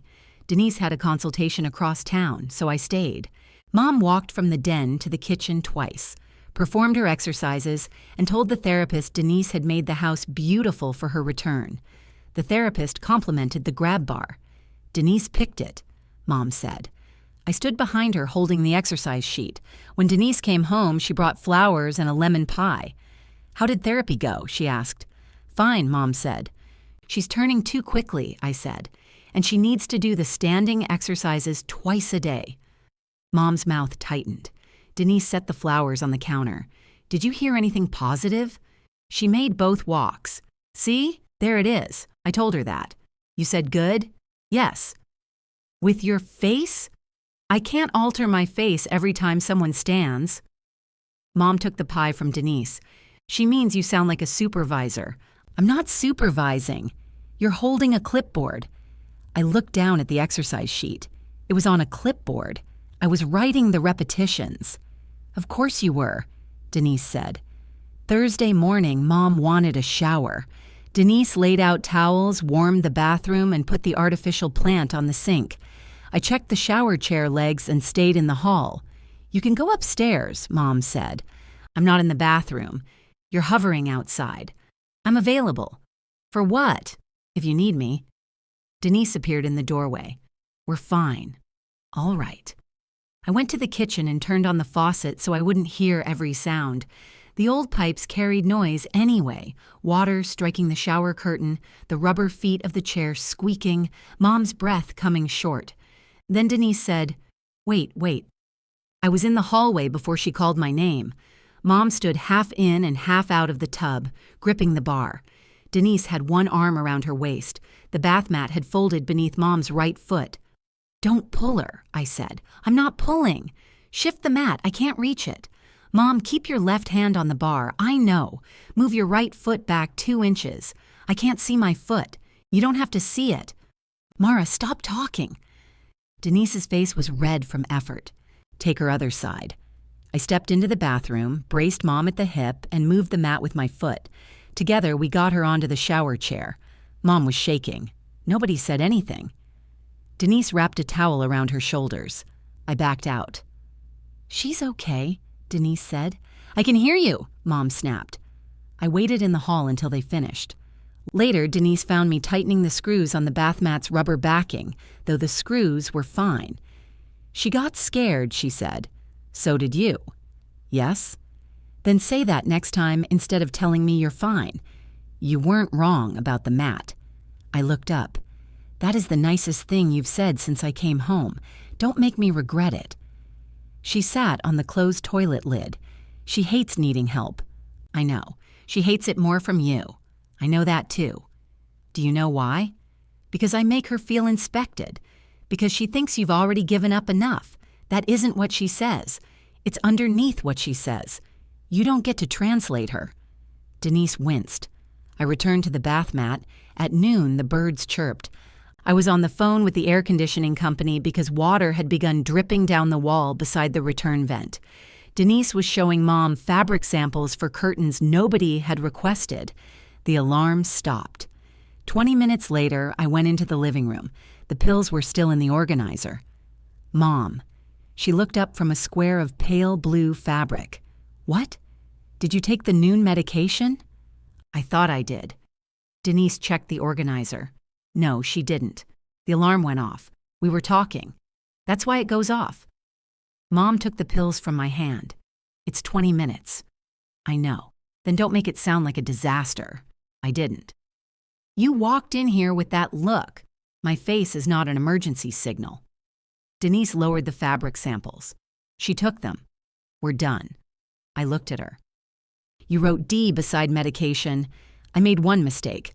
I'm not counting mistakes. You literally keep a log. It's so we don't double dose her." Mom pushed the walker away from her chair. "Stop discussing me like a shipment."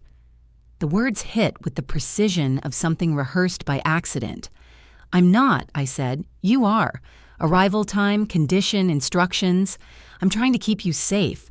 And Denise is trying to keep me company. I keep you company." "When?" I opened my mouth. Mom continued. "You sit near me and fix things. You ask whether I hurt. You check the temperature. You straighten the walker. Denise sits and talks to me. She was showing you fabric." "Yes. We were talking about curtains. You don't need curtains." Mom stared at me. There it was. The wrong sentence, fully formed and impossible to recall. Denise stood.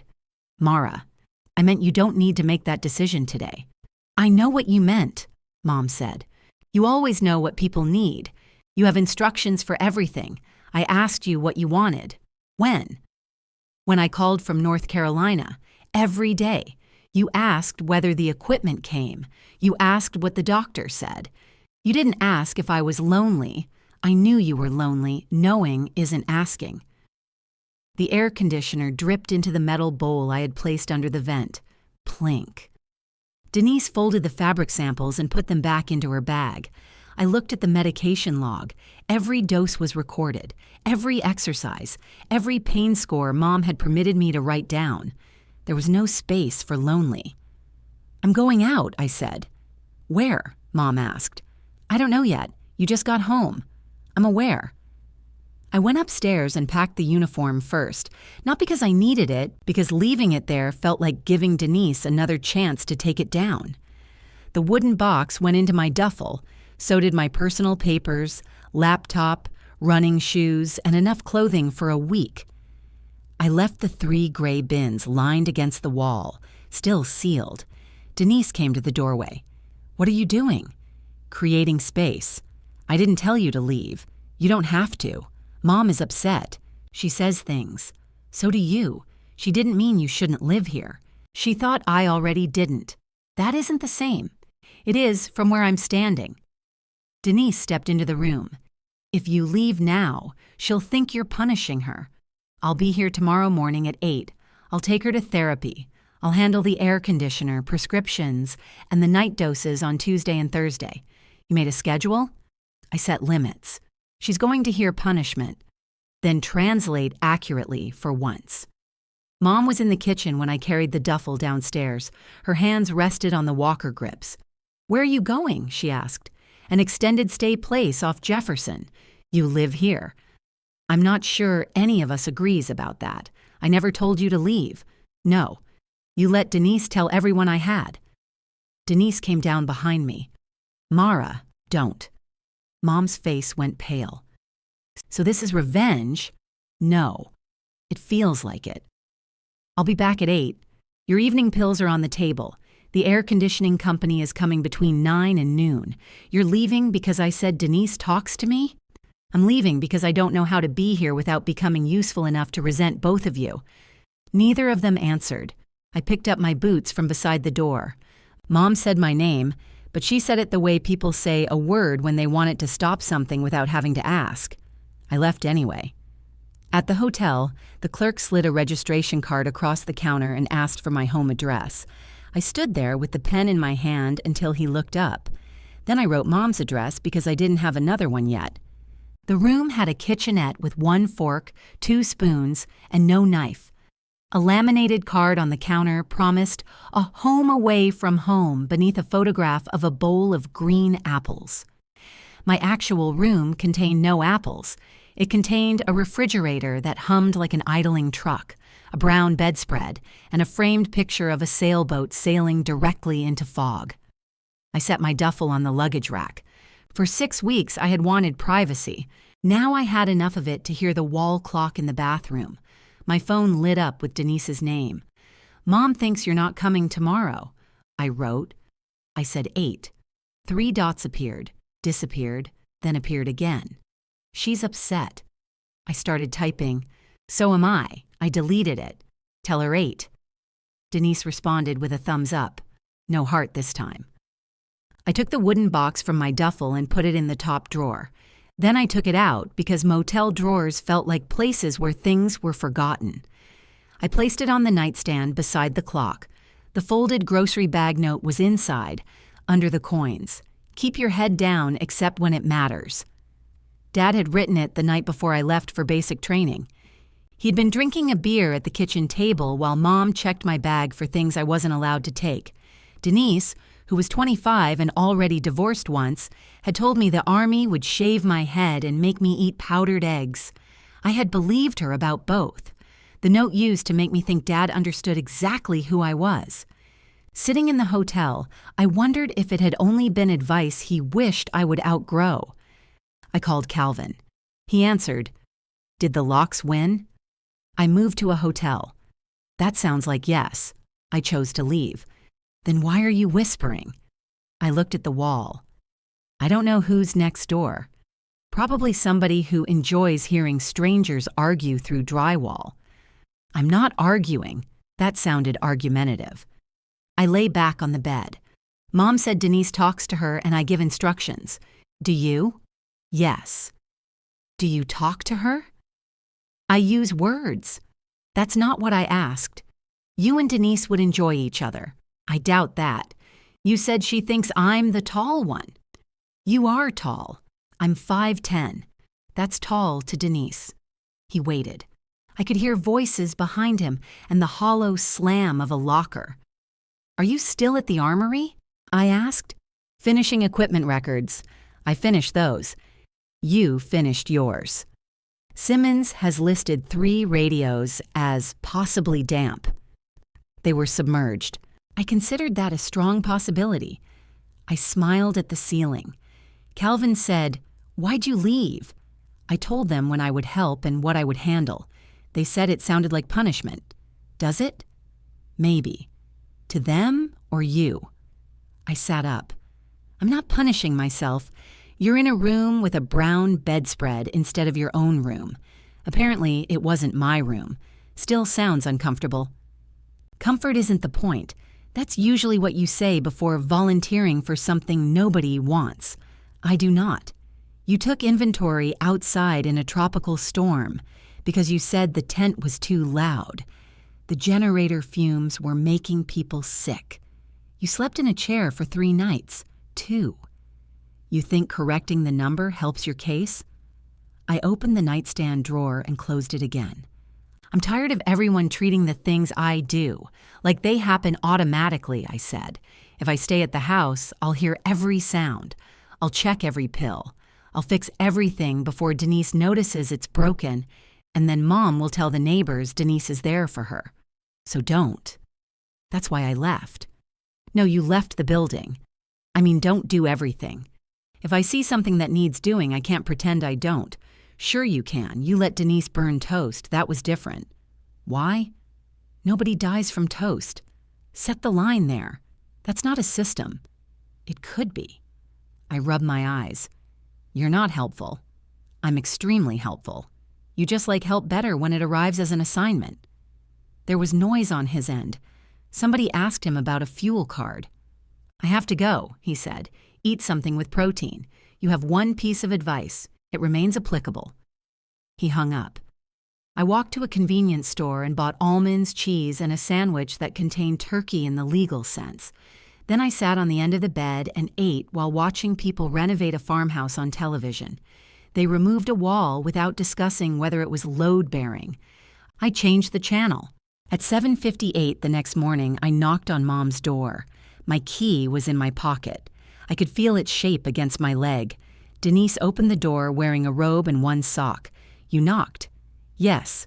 "You still have a key?" "I know." Mom called from the living room. "Who is it?"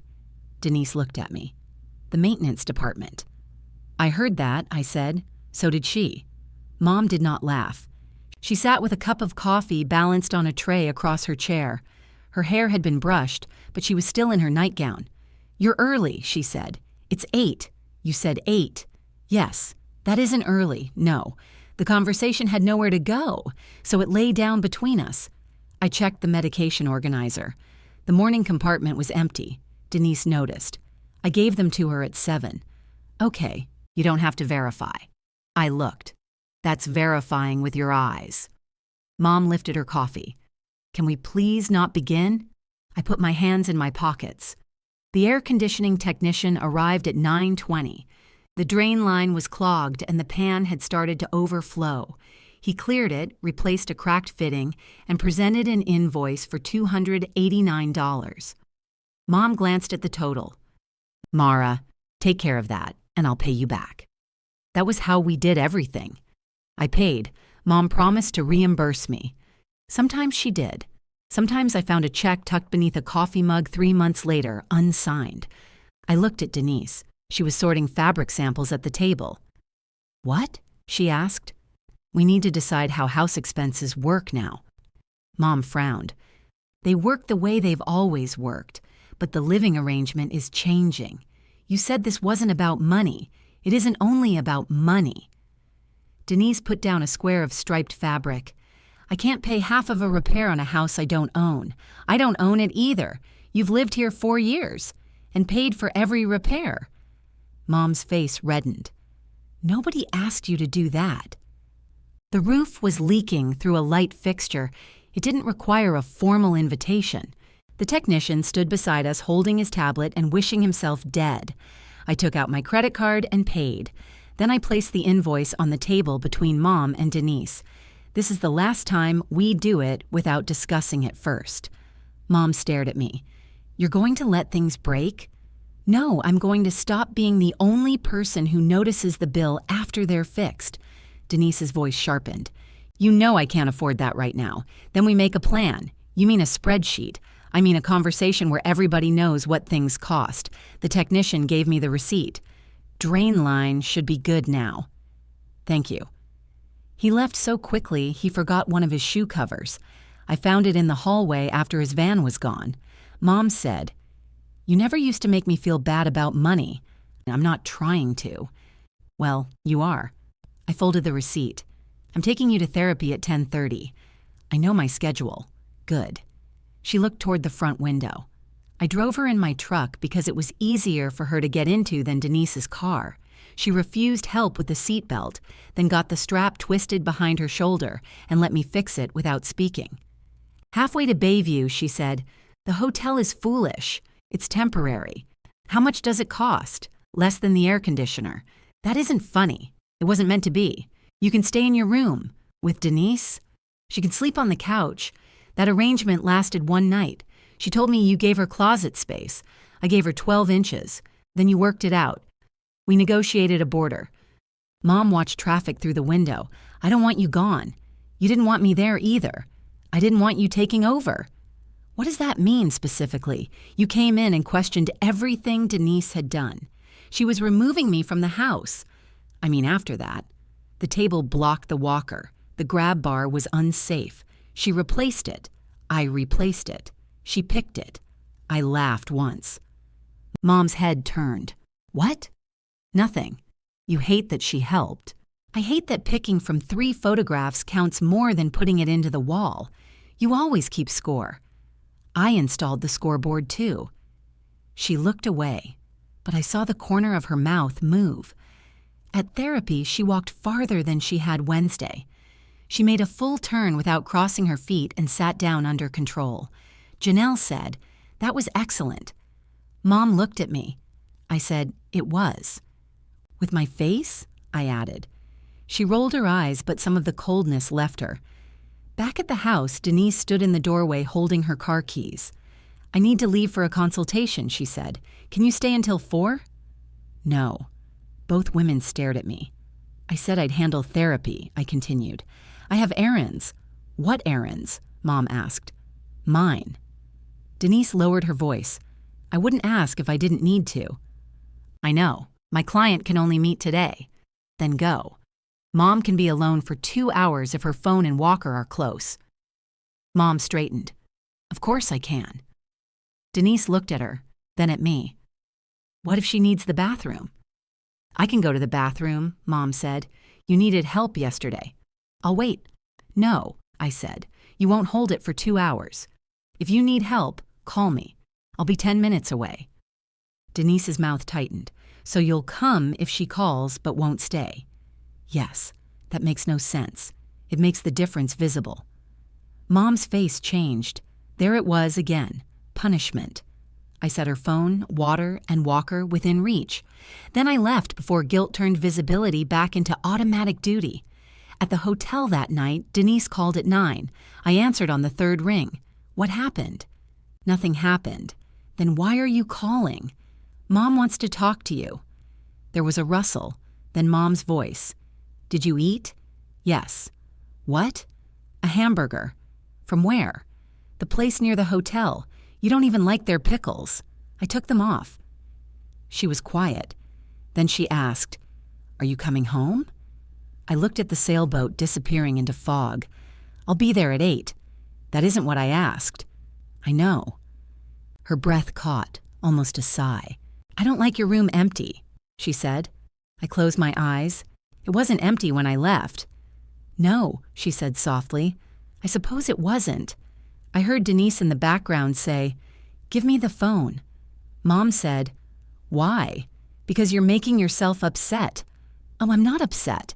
"You're crying." "I'm not crying. My nose is running. Your nose doesn't make that noise."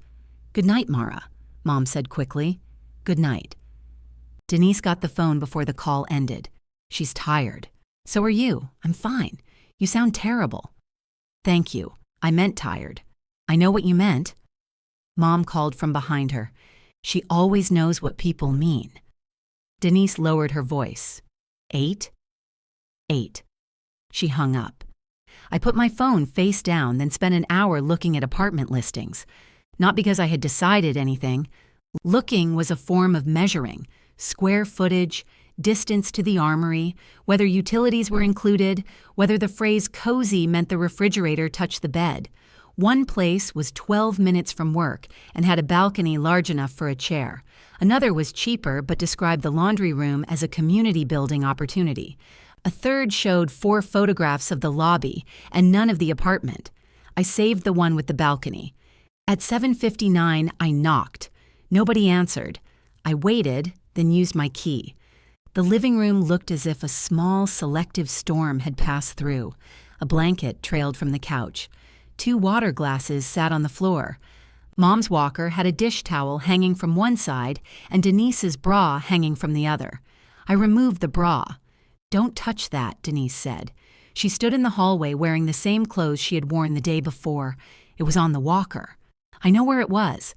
"I don't think you did." She took it from me and stuffed it beneath the couch cushion. Mom called from the den. "Who's there?" "Mara," I said. "What time is it?" 8. "Oh, good, coffee." The pot was empty. The canister was empty. The cabinet where Mom kept the backup brick of coffee was also empty, unless someone wanted to brew cinnamon. Denise leaned against the counter. "I meant to go to the store." "When?" "Yesterday. You had the consultation." She canceled. "The client?" "I did." "Why?" Denise glanced toward the den. Mom shouted, "I can hear you whispering." "I'm aware," Denise called back. She lowered her voice anyway. She said she could stay alone. Then the minute I put on my shoes, she asked what she was supposed to do if she fell. I told her to call. She said you might be driving. My phone works while parked. She didn't want to bother you. So she asked you to cancel work. She didn't ask. No. Mom rarely asked when worry could accomplish the same result. I checked the refrigerator. 2 eggs, half a container of soup, mustard, and an impressive number of lemon yogurts. You didn't shop after I left? When? You got back at 4. I made dinner. What? Soup. The rest of the soup? She wanted soup. Okay. Stop saying okay like that. Like what? Like it means I've failed an inspection. Do you have a grocery list? I have one in my head. Does it include coffee? She closed her eyes. I went into the den. Mom was dressed in a purple tracksuit with one pant leg caught above her ankle. The blue cardigan rested within reach. Her hair hadn't been brushed. You look nice, I said. I look like a grape. A comfortable grape. Denise picked it. She said the jacket is plum. It's purple. That's what I told her. I handed her the morning pills. Did you two fight? I asked. No. She canceled a client. That woman changed her mind 6 times about curtains. That's unrelated. She would have canceled eventually. Mom. What? Did you tell Denise not to leave? I asked a question. What question? What would happen if I needed something? And what did she say? She got huffy and took off her shoes. From the kitchen, Denise said, I can hear you. Mom lowered her voice. She's very sensitive. I sat in the chair beside the bed. You can stay alone for short periods if your phone, walker, and water are close. Janelle agreed. What if I fall?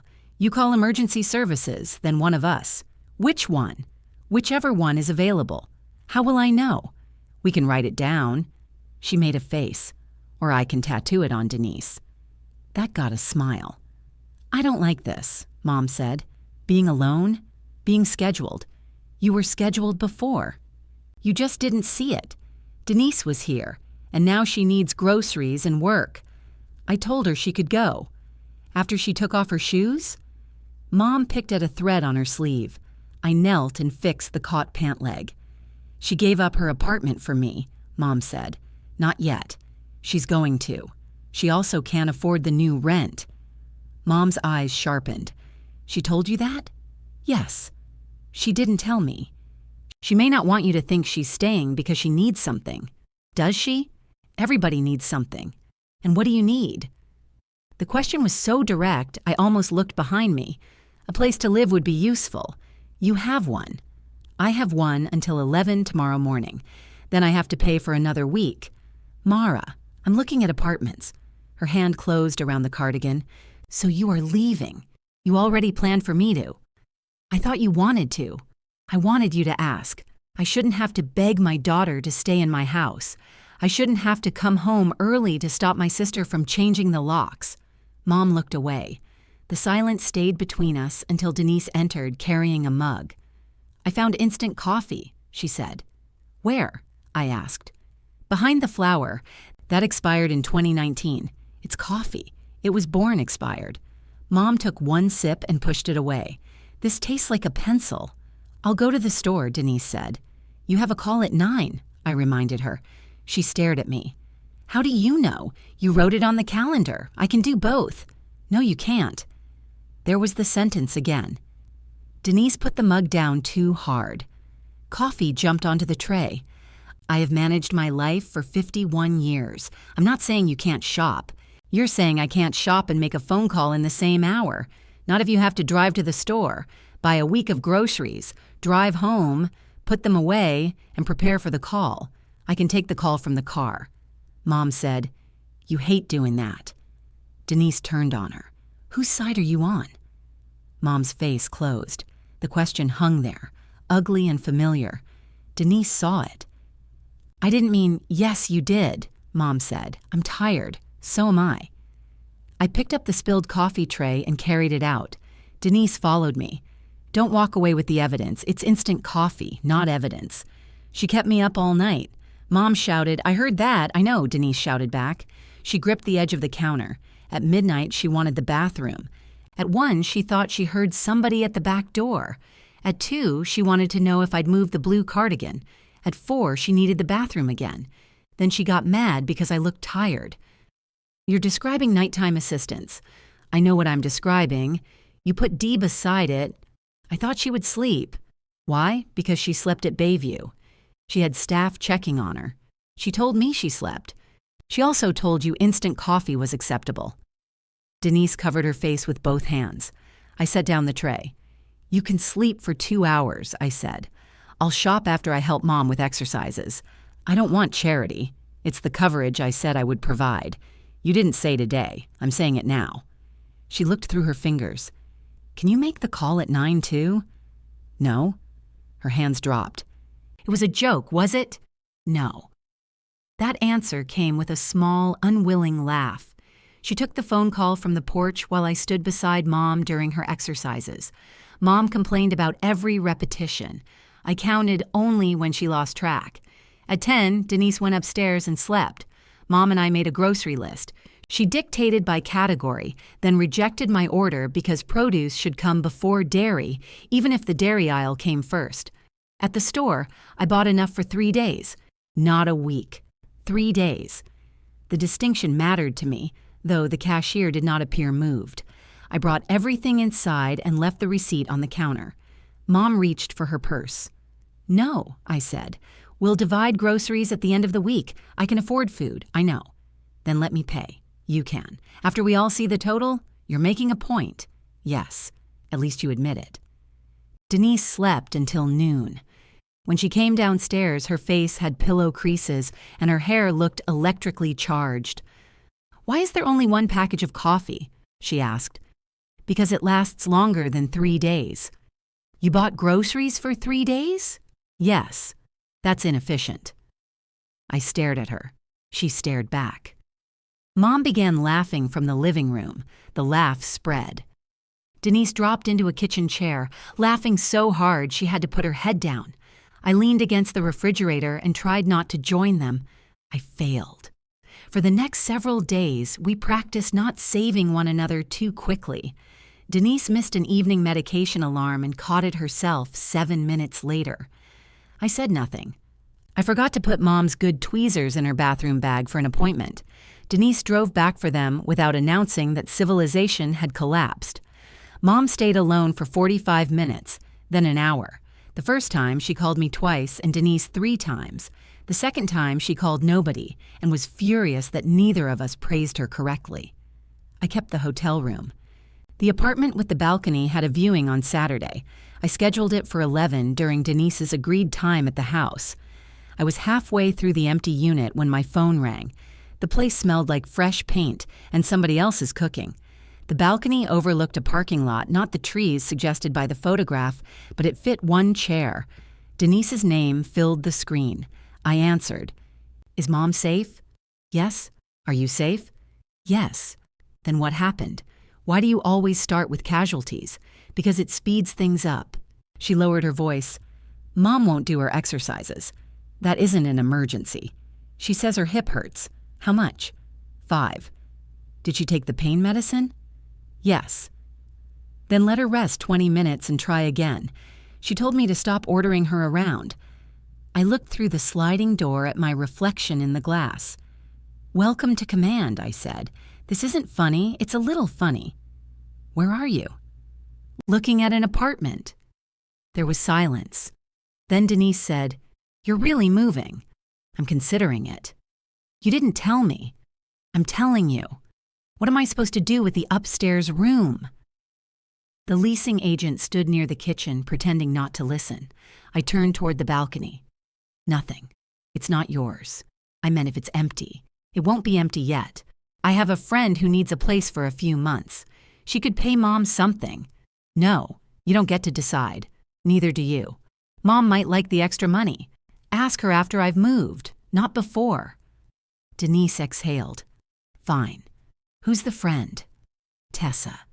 You met her at the flower pot shop. The one who broke the cash register? It jammed. She hit it with a candle. It worked afterward. Do not give Tessa access to Dad's tools. You're not even gone and you're making rules. I'm still living there. You're sleeping in a hotel because you tried to lock me out. Her voice dropped. I said I was wrong. No, you said you should have waited. What's the difference? One is regret, the other is scheduling. She went quiet. Behind her, Mom called, "Are you talking to Mara?" "Yes," Denise answered. "Tell her I did 8. Denise's voice changed. "She did 8 standing exercises." "That's good. With your face?" I smiled at the empty apartment. "With my face." Mom took the phone. "Where are you?" she asked. I looked at the white walls, the clean counter, and the balcony large enough for one chair. Somewhere I might live. She inhaled sharply. Then very quietly she said, "Before you decide, I think the 3 of us need to talk about what happened to your room. What happened to it?" In the background, Denise said, "Mom, not now." Mom ignored her. "Your sister has been talking about renting it to Tessa," she said. "She told me you agreed." I closed my eyes. "No," I said, "I didn't." The leasing agent studied a thermostat that did not require study. "I need to go," I told her. "Family emergency?" "Family." She nodded as if that explained the emergency portion. I drove back to Mom's house without signing anything. I did not speed. Years of moving equipment had taught me that arriving 4 minutes earlier rarely improved what you found. Tessa's red hatchback was parked behind Denise's car. I knew it was hers because one side still carried the pale outline of the Flower Pot Shop logo. When the business closed, Denise had peeled off the bright vinyl letters. But "Grow where you're planted" remained visible whenever sunlight hit the paint. I parked at the curb. The front door was open. Mom sat in the living room, gripping her walker. Her face had the bright, fixed look she got when anger moved faster than her body. "Where is she?" I asked. "Upstairs." I started toward the garage stairs. "Mara." I stopped. "Don't frighten Tessa," Mom said. "I'm not going to frighten Tessa. You have your face on. I only have the one." "I know. That's the problem." Upstairs, Tessa stood in the middle of my room holding a tape measure.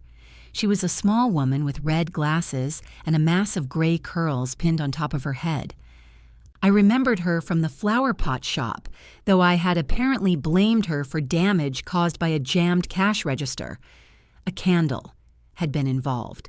The details remained disputed. Denise was pushing one of my gray storage bins toward the wall. My uniform no longer hung on the rack because I had taken it to the hotel. Her clothes filled all 12 inches I had given her and another 18 she had apparently liberated. Tessa lowered the tape measure. "Hi, Mara." "Hello? I thought you were at an apartment showing." "I was." Denise stood. "Mom called you." "Yes." I told her not to. I heard. Tessa began winding up the tape. "Maybe I should come back." "No," I said. "You shouldn't." Denise folded her arms. "Don't be rude." "Tessa, did Denise tell you this room was available?" Tessa looked from one sister to the other. "She said it might be at the end of the month. Did she say I still live here?" "She said you were moving closer to the armory."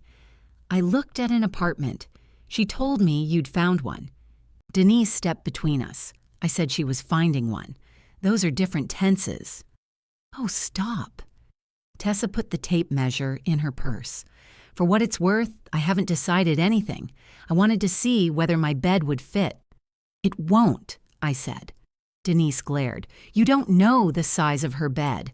I know the size of the room." Tessa adjusted her glasses. "It probably would not fit." "Thank you," I said. "This is humiliating," Denise muttered. Tessa touched her arm. "You were trying to help. I was trying to solve a problem." By moving my belongings again, I said, "One bin. I moved one bin 3 feet after I told you not to offer the room. You said ask Mom after you moved. I haven't moved. You're living in a hotel and viewing apartments. Because you tried to change the locks. You have used that sentence so many times, it's losing structural integrity." Tessa backed toward the stairs. "I'm going to leave." Denise followed her. "You don't have to. I absolutely do." At the bottom of the stairs, Mom waited with the walker blocking the hallway. Tessa stopped. "Ruth, I'm sorry. I didn't understand the situation." "What did you understand?" Mom asked. "That Mara was moving and you might rent the room. Who did you think made that decision?" Tessa looked helplessly at Denise. Mom nodded once. "That's what I thought." "It was only an idea," Denise said. "You told me Mara agreed. I said she agreed we could discuss it. You said, Mara's fine with it. I meant she was fine with discussing it. Nobody says that, I say that. You say too much. Denise's face changed as though Mom had slapped her. Tessa whispered, I'm going. Mom moved the walker aside. Take the lemon pie. What? Please. We have half of it left, and nobody needs that much pie. Tessa retrieved the pie from the refrigerator and left carrying it like evidence from a strange trial. The door closed. Denise stared at Mom. You embarrassed her. I embarrassed her? She's going through a separation. She needs somewhere affordable. So do you. So does Mara, apparently. Is my house a boarding house now? I was trying to bring in money. I didn't ask you to. Mom pushed the walker toward the kitchen. Denise moved a chair out of her path. You complain about every bill. I'm allowed to complain. I'm old. You're 69. Today, I'm old. I came down the stairs with the gray bin in my arms and set it beside the kitchen table. Mom looked at the label. Open it, she said. Why? I want to see what she packed. Mom, Denise said. Mom pointed to the lid. Open it. I removed the top. This bin held kitchen things. The travel mug Mom gave me for Christmas, 2 water bottles, my cast iron skillet, and the chef's knife Denise had wrapped in a dish towel. Mom reached past the walker and touched the skillet handle. You use this every Sunday, when I'm home. She took it from my kitchen. It's Mara's, Denise said. I know whose it is. You said to clear out things that weren't yours. I said the counters were cluttered. You said Mara would probably take the apartment. You told her I was taking one, I said. I told her you were looking. You told me she'd already taken her things, Mom said. I said she kept most of what mattered with her. How would you know what matters to me? I asked. Denise turned. Because I packed everything carefully. I didn't throw anything away. You put it outside. For 40 minutes. You planned to change the locks. Yes. Her voice broke against the kitchen walls. Yes, I changed the locks. I packed the room. I talked to Tessa before Mara signed a lease. I did all of it. Mom stiffened. Denise pulled out a chair and sat because her legs seemed to give up before the rest of her. For once, I knew what was happening in this family before Mara did, she said. For once, people were calling me. Doctors called me. Aunt Carol called me. Linda brought me food. Mom asked me what we should do, and I had an answer. You could have answered without erasing me, I said.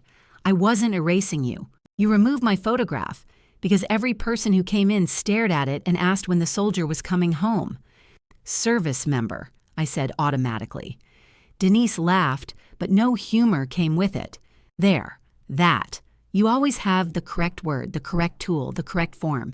Dad trusted you with the bills. Mom trusted you with the repairs. Everybody says I have good taste, which is what people say when they don't trust you with anything important. I trusted you with Mom. No, you sent instructions. Because I couldn't come. Because you didn't believe I could manage without them. Could you? Her mouth opened.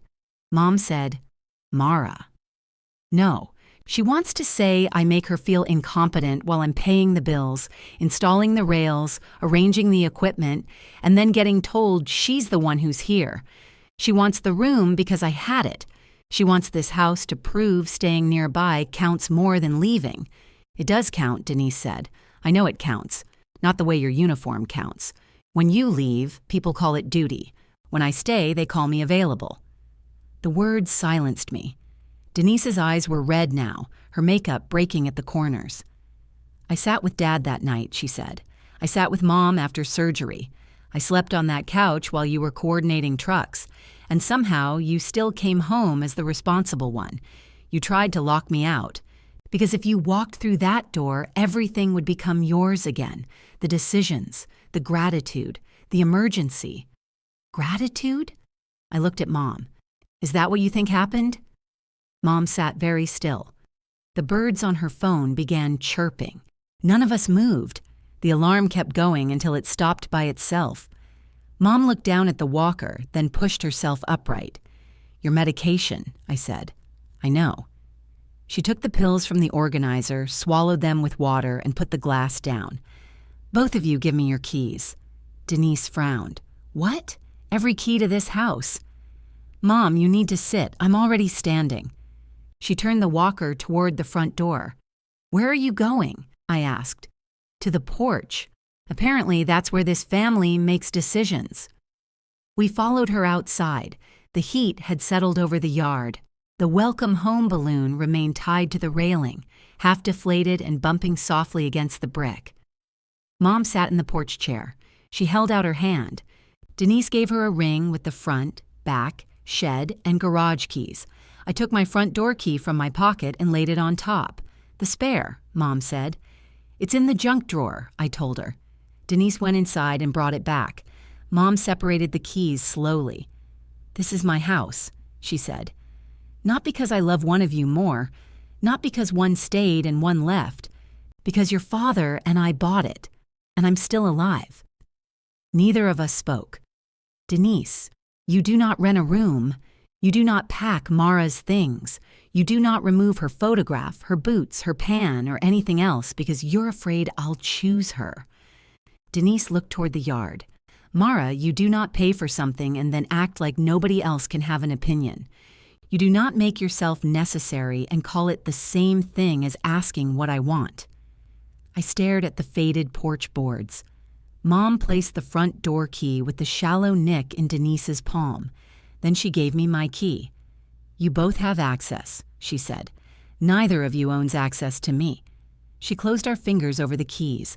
"If either one of you removes the other from this house again, I will sell the place, buy a one-bedroom condo, and make both of you knock." Denise sniffed. "You hate condos. I hate this more." Mom looked at the door. "Now somebody bring me the brass key hook," she said. "Your father painted it, and I liked it dirty." Denise went to her car. Mom sat beneath the limp balloon with her hands folded over the walker. I stood beside the porch post, still holding my key. "You knew she was moving my things," I said. Mom watched Denise open the trunk. Not all of them. How many things would have been acceptable? None. But you let her. I let a lot happen while I was scared. You were scared of me coming home? I was scared of needing you. I looked at her. She rubbed her thumb along the walker grip. "Every time I need something, you give it before I finish asking. Then you act like it costs nothing. I don't know whether to thank you or apologize. You could try thank you." I did. "When?" "I don't remember specific dates." "Convenient." Mom gave me a tired look. "You see? There's always a correct answer with you, and I always find out after I've given the wrong one." Denise returned carrying the brass hook. It was wrapped in a grocery bag. She handed it to Mom. Mom peeled back the paper. Dad's painted keys, one red, one blue, one yellow, were brighter than I remembered. "You cleaned it," Mom said. "It was grimy. I said I liked it dirty. There are limits to love." Mom ran a finger across the brass. "Put it back." Denise looked at the two screw holes near the door. "I'll need anchors." "They're in the workbench," I said. "I know where anchors are." I said where, not what. "Don't supervise.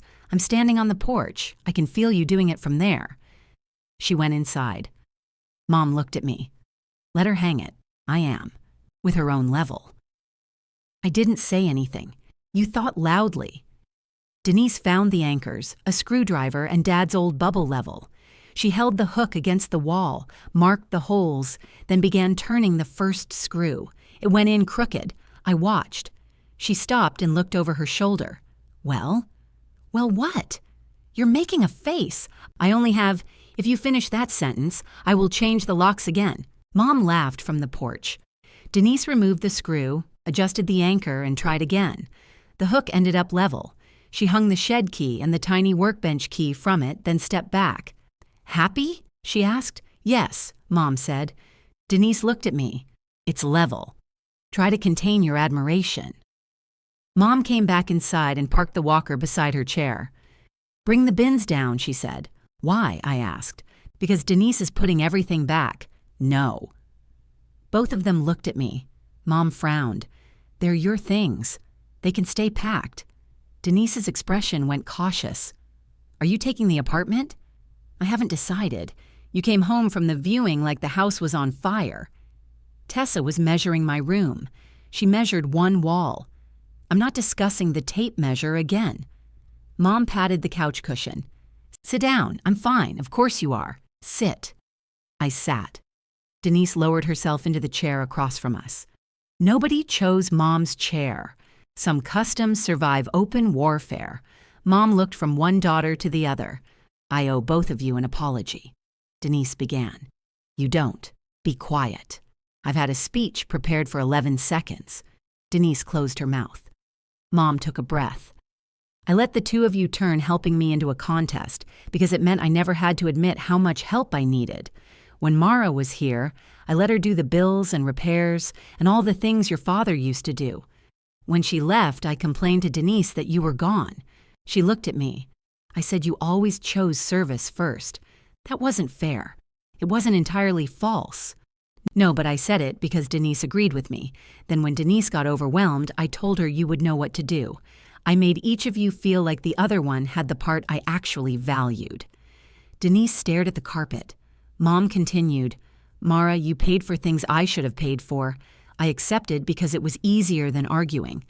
Then I let Denise call you a guest because arguing with her is louder. Denise looked up. That is rude. It is also true. It can be both, I said. Mom pointed at me. Don't encourage me. She turned to Denise. You stayed. You sat in that terrible hospital chair and slept here when there was no reason except that I was scared of the house being empty. I am grateful. But gratitude does not give you Mara's room. I know. Do you? Yes. And it doesn't give you permission to tell people she abandoned me. Denise flinched. I didn't use that word. You didn't have to. The room went quiet. I heard my own voice in the sentence. Mom had been listening after all, just not soon enough to stop the locksmith. Denise wiped her palms against her pants. I'll pay the cancellation fee. Pete's fee, I said. I know his name. $75. Do you have the invoice? On the counter. I'll pay it. And the grab bar. She looked at me. I picked it. You picked brush steel. I also held the level. Pay half. Fine, Mom said. I can pay for my own grab bar. We're sharing it, Denise told her. Why? Because I removed the old one. Mom considered that, then nodded. All right. It was such a small exchange that I nearly missed what had happened. Denise admitted responsibility. Mom accepted help without pretending she hadn't needed it. Nobody turned the receipt into a weapon. I leaned back against the couch. I'm still moving, I said. Mom's eyes filled immediately. Denise looked almost offended. Then what was all this? All what? The keys, the apology, the porch tribunal. I wanted the truth. I didn't say the truth would make me stay. Mom gripped the edge of her cardigan. You said you hadn't decided. I just did. Because of us. Partly. So it is punishment. No, staying would be punishment if I used it to remind you every day what happened. Denise sat back. I continued before either of them could interrupt. I'll keep the Tuesday and Thursday evening coverage we agreed on. I can handle appointments when I'm not working. I'll help with repairs if we decide the cost first. I am not paying property taxes on a house where my residence depends on whether I'm useful. Mom looked stung. I never said that. You didn't have to. She absorbed the echo. What happens when you get orders again? She asked. The same thing that happened before, except nobody packs my apartment. You'll be farther away. 20 minutes if I take the place I saw. That's farther than upstairs. It's closer than North Carolina. Denise said, That isn't funny. It was a little funny. Mom's mouth twitched. She hated herself for it. I called the leasing agent from the porch. The apartment was still available. I scheduled the signing for Monday. That gave me 4 more nights at the hotel and enough time to remove the rest of my things without turning the process into another emergency. Denise came with me the first afternoon. I did not ask her. She appeared in the garage wearing old jeans and carrying flattened boxes. You own a lot of tools, she said. Tools are useful. You own 4 hammers. They're different weights. One is pink. That's Mom's. I bought it for her. She gave it to me after she hit the wall instead of a nail. Denise smiled. She said the wall moved. We packed the room slowly. This time, she asked before touching things. The silver frame with tiny stars remained wrapped in newspaper. I opened it on the bed. You put the picture face down, I said. I didn't want the glass scratched. You took it out of the hall. I know. Why? She sat beside me. Every time I passed it, I heard somebody asking when you were coming. That wasn't the picture's fault. No. Or mine. No. The second answer cost her more. I slid the photograph back into the frame. Denise watched Staff Sergeant Mara Vance squint into the sun. I was proud of you that day, she said. You complained about my shoes. They were hideous. They were regulation. Those facts can coexist. I placed the framed photograph in a box marked bedroom. Denise took the marker from me and crossed out bedroom. What are you doing? She wrote Mara's new place beneath it. Specificity, she said. At the hotel that evening, Calvin met me in the parking lot with 2 containers of barbecue and an expression that suggested I had failed inspection. You look tired, he said. You always look judgmental. That's my face. You only have the one? No, I have another for formal events. We ate at the small table beneath the sailboat picture. I told him about the apartment, the porch, the key hook, and the 12 inches of clothing rack that had expanded under occupation. He listened without trying to assign anyone a diagnosis. When I finished, he said, You taking the apartment because you want it? Yes. That was quick. I took the hotel because I needed distance. The apartment has a balcony, overlooking what? A parking lot, scenic. It gets afternoon light. He put down his fork. That isn't what I asked. I want a place where leaving for orders doesn't make me a guest. That sounds reasonable. It'll cost more. Most independence does. Mom thinks I'm punishing her. Are you? No. He waited. Maybe a little, I said. I want them to notice what I was doing. They're noticing. I know. You don't sound happy about it. I thought I would. Calvin leaned back. Why do you think duty only counts when it hurts? I stared at him. You sleep in chairs. You pay bills nobody asks you to pay. You fix things before anybody sees they're broken. Then, when people don't understand the cost, you get angry. So I should let things fail? No, you should stop using pain as the receipt. I looked at Dad's wooden box on the nightstand. In the Army, if something is my responsibility, everyone agrees it's my responsibility. Usually. If I do it well, nobody asks whether I did it lovingly. No. At home, whatever I do is somehow the wrong shape. Calvin nodded. Then maybe do less and say more. That sounds inefficient. It sounds terrible. I laughed. He pointed his fork at me. You can be competent and still tell your mother you were scared. I was busy, were you? Yes. Okay. His agreement irritated me more than an argument would have. I signed the lease Monday morning. When I returned to the house, Mom sat at the kitchen table with the brass hook on the wall behind her. My house key hung from it beside Denise's. You left your key, she said. I'm moving 10 boxes. I need both hands. You're coming back for it? Yes. Her shoulders lowered. Denise came in carrying the framed promotion photograph. She had polished the silver stars until they caught the light. Where do you want this? She asked. I looked at the empty space between Dad's fish and her flower pot shop opening. Leave it here until the move is finished. Denise set it back in the hallway. Not face down, not hidden. Mom reached across the table and covered my hand. I know moving isn't the same as leaving me, she said. I turned my hand beneath hers and held on. I'm still learning that, too. The move took 2 trips in my truck and 1 in Denise's car. Calvin offered to help, but I told him I owned 1 bed, 1 chair, 10 boxes, and 4 hammers. He said that was either a move or a concerning inventory report. I told him to enjoy his Saturday. Denise carried the box marked Mara's new place up the apartment stairs and complained the entire way. This building needs an elevator. It has 2 floors. It has the wrong 2 floors. You said the box wasn't heavy. It became heavier. That isn't how boxes work. It is how aging works. The apartment was smaller than it had looked empty. Once my bed and chair were inside, the living room seemed to inhale and hold it. The balcony did overlook a parking lot, but in the late afternoon the sun reached across the concrete and laid a bright rectangle on the floor. Denise stood in it with her hands on her hips. The walls need color. No. One wall, no. Something warm. Clay, maybe. I don't want to live inside a pot. Not every earth tone is a flower pot. That sounds like a sentence from your website. She looked offended. My website says grounded neutrals. I rest my case. Mom arrived after lunch. It was her first trip somewhere that wasn't medical. She wore a navy blouse, carried her cane instead of the walker, and insisted on climbing the stairs, while Denise hovered below and I waited above. "Both of you stop looking at my feet," she said. "I'm looking at the railing," I told her. "The railing isn't moving." "That's what I'm confirming." She reached the landing out of breath and furious, which I took as a successful arrival.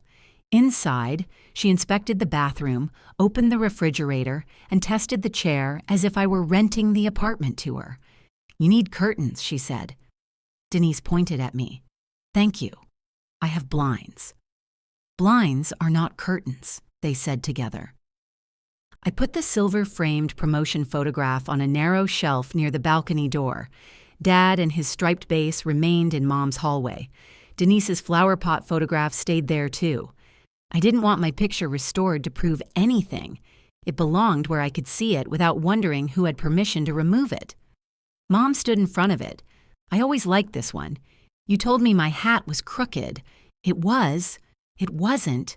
You were squinting. The sun was in my eyes. You could have moved." There were 30 people in formation. She touched one of the tiny silver stars on the frame. "Your father carried this photograph around the hospital and showed it to a nurse who had already seen it twice. I didn't know that. He embarrassed everybody when he was proud." Denise set down a box, unlike some people who make you guess. Mom looked at her. Denise raised both hands. "I meant Dad." "No, you didn't." "No," she admitted. "I didn't. We ate sandwiches on paper plates because my dishes were still wrapped." Mom sat in the chair. Denise and I sat on the floor. When it was time to leave, Mom placed my house key on the counter. "You forgot this." I left it on the hook. "I know, then I didn't forget it." Her fingers closed around the key. "You don't want it?" "I want to knock for a while."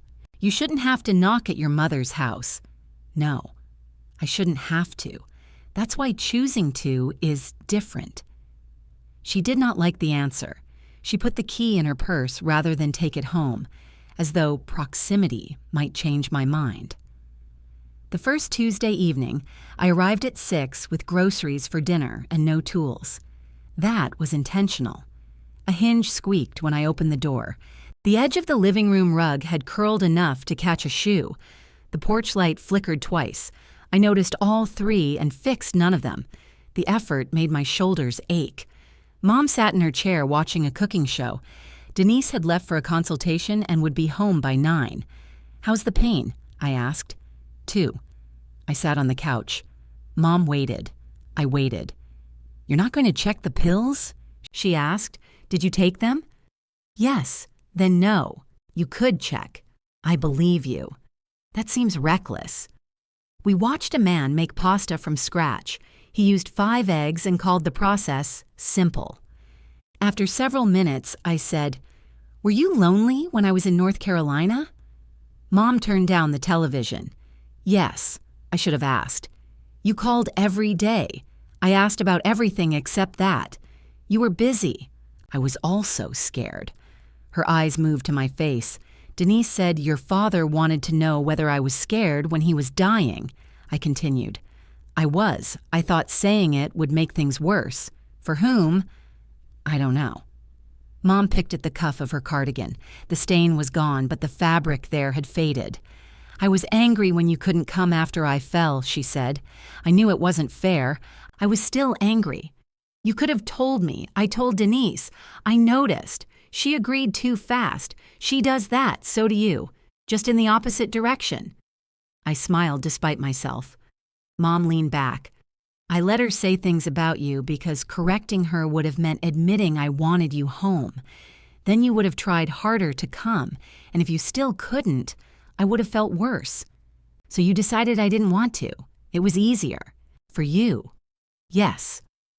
The words sat there without defense. I reached for her hand. She said, "You don't have to make yourself useful every time you walk in. I brought groceries. That's useful. I also brought bad company. We'll work on it." When Denise returned, she found us arguing about whether the pasta on television was raw in the middle. She set her purse down and checked the medication organizer. Mom saw her. "I took them," she said. Denise shut the lid. "Good.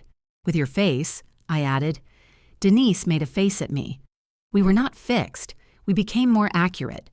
When Denise needed me to cover an evening, she asked instead of announcing a problem and waiting for me to solve it. Sometimes I said yes. Once I said no because I had already promised Calvin dinner. She stared at me over the phone for a long second. Then she said, "Okay, I'll call Linda. You're not angry? I'm furious. But Linda likes game shows, and Mom likes correcting game shows, so it's probably healthier for everyone." When I arrived the next morning, Linda's empty casserole dish sat on the counter and Mom was asleep. Denise had labeled 3 freezer meals in block letters. Chicken. Soup. Other chicken. "What is other chicken?" I asked. "It has paprika." That doesn't clarify anything. It's redder. Her labels were ugly and useful. She paid Pete's cancellation fee. She also gave me half the cost of the grab bar in cash, folded inside an envelope that said Brushed Steel Fund. I found it on my kitchen counter one Thursday beside the house key Mom kept trying to return. I called Denise. "You left a key here." Mom did. "How did she get into my apartment?" I let her in. "You have a key to my apartment? You gave me one for emergencies. That did not authorize key delivery. Talk to your commanding officer." "I'm hanging up." "Wait." I waited. Denise's voice changed. "I'm sorry about the picture. You said that." "No, I explained it. That isn't the same." I sat at the small kitchen table. "I'm sorry I took it down," she said. "And I'm sorry I let people believe you didn't care because you weren't there. I wanted staying to count for something. It did. I know that now. You knew it then. I wanted it to count more. The honesty hurt less than another excuse would have." "I made you feel incompetent," I said. "You did. I'm not apologizing for the safe grab bar. I don't expect miracles. I am apologizing for giving instructions when you needed me to trust you. You were right about the medication list, too. I know. You could pretend humility for 1 minute. I have limits." She laughed softly. "I still don't forgive you for the locks," I said. "I know, but I believe you're sorry." "That's something." "It is." Denise moved into Mom's house when her lease ended. She took the room upstairs after helping me remove the last gray bin. She did not invite Tessa back, though Tessa sent Mom a new lemon pie and a card that read, "Sorry I measured your wall." The room changed quickly. Denise painted one wall clay-colored, despite my warning that it looked like the inside of a pot. She replaced the pipe rack with a real wardrobe and arranged too many pillows on the bed. My cast-iron skillet stayed with me. Living with Mom did not become easier because Denise had apologized. The work remained repetitive and inconvenient. Mom woke her at 2 a.m. because she heard the back gate. Physical therapy overlapped with client meetings. Groceries disappeared. Denise once called me from the store to ask which furnace filter to buy, and I told her where to find the size without driving over and purchasing it myself. She bought the wrong one. Then she returned it and bought the right one. That mattered more than it should have. Mom grew stronger. The walker stayed folded in the den while she used the cane. She resumed making her own coffee, though Denise put the canister on a lower shelf and pretended it had always been there. Mom paid the regular house expenses from her own account. Denise contributed toward groceries. I stopped receiving unsigned reimbursement checks under coffee mugs. By the time the leaves began collecting along the porch, the blue cardigan had migrated back to Mom's chair permanently. New orders arrived in October, 5 weeks supporting a training rotation in Georgia. Nothing dramatic, nothing anyone outside the unit would notice. I read the email twice, then called Mom before I called Denise. "I'm leaving Monday," I said. "How long?" 5 weeks? Is that definite? As definite as these things get. That means no. It means 5 weeks, unless it changes. She sighed. "All right. Are you scared?" The question surprised her into silence. "A little," she said. "Not because I can't manage, because I'll miss you. I'll miss you too. You could say that more often." I just did. Practice. I went to the house Sunday afternoon. My key still lay on my apartment counter where Mom had left it. I could have brought it. I didn't. I knocked. For a while, nobody answered. Then I heard the slow, familiar rhythm of Mom's cane across the floor. The lock turned. She opened the door herself, blue cardigan over one arm. "You know you have a key," she said. "I know." "Then why are you standing outside?" I knocked. I heard that part. She stepped aside. Denise sat at the kitchen table with 6 plastic containers arranged in front of her. Each lid carried a label. Monday, Tuesday, Wednesday. The 4th said Thursday in uncertain handwriting. "You're labeling meals," I said. "Don't sound so pleased." "What's Thursday?" "Other chicken." "Redder?" "Exactly." On the wall behind her, Dad's brass hook held the shed key, the workbench key, Denise's house key, and one empty peg. Mom put water on for coffee. Denise wiped the marker from her fingers. "I have something for you," she said. She reached into her pocket and held out the spare house key, the one with the shallow nick near its head. I didn't take it immediately. "Mom keeps leaving it at your apartment," Denise said. "You keep bringing it back. It's exhausting." I knock now. "You can knock while owning a key. Why are you giving it to me?" Her eyes met mine. "Because I was the one who tried to take it." The room went quiet except for the kettle beginning to warm. Denise kept her hand extended. "You shouldn't have had to come home early to find out I wanted you gone," she said. Mom stopped near the counter. I took the key. "No," I said. "I shouldn't have." Denise nodded. She did not explain, defend, or ask me to make the sentence easier for her. I closed my fingers around the nicked brass. "Coming home early didn't save my place here," I said. It showed me I was trying to earn one every time I left and every time I came back useful. Mom looked down. Denise said, "You don't have to do that." I know. This time, I almost did. Mom poured the coffee. Denise opened the container marked Thursday and decided it needed more paprika. I hung the spare key on the empty peg of Dad's hook. When I left an hour later, I took it with me. 5 weeks after that, the key opened the same lock. I knocked anyway. Mom called for me to come in, and I did.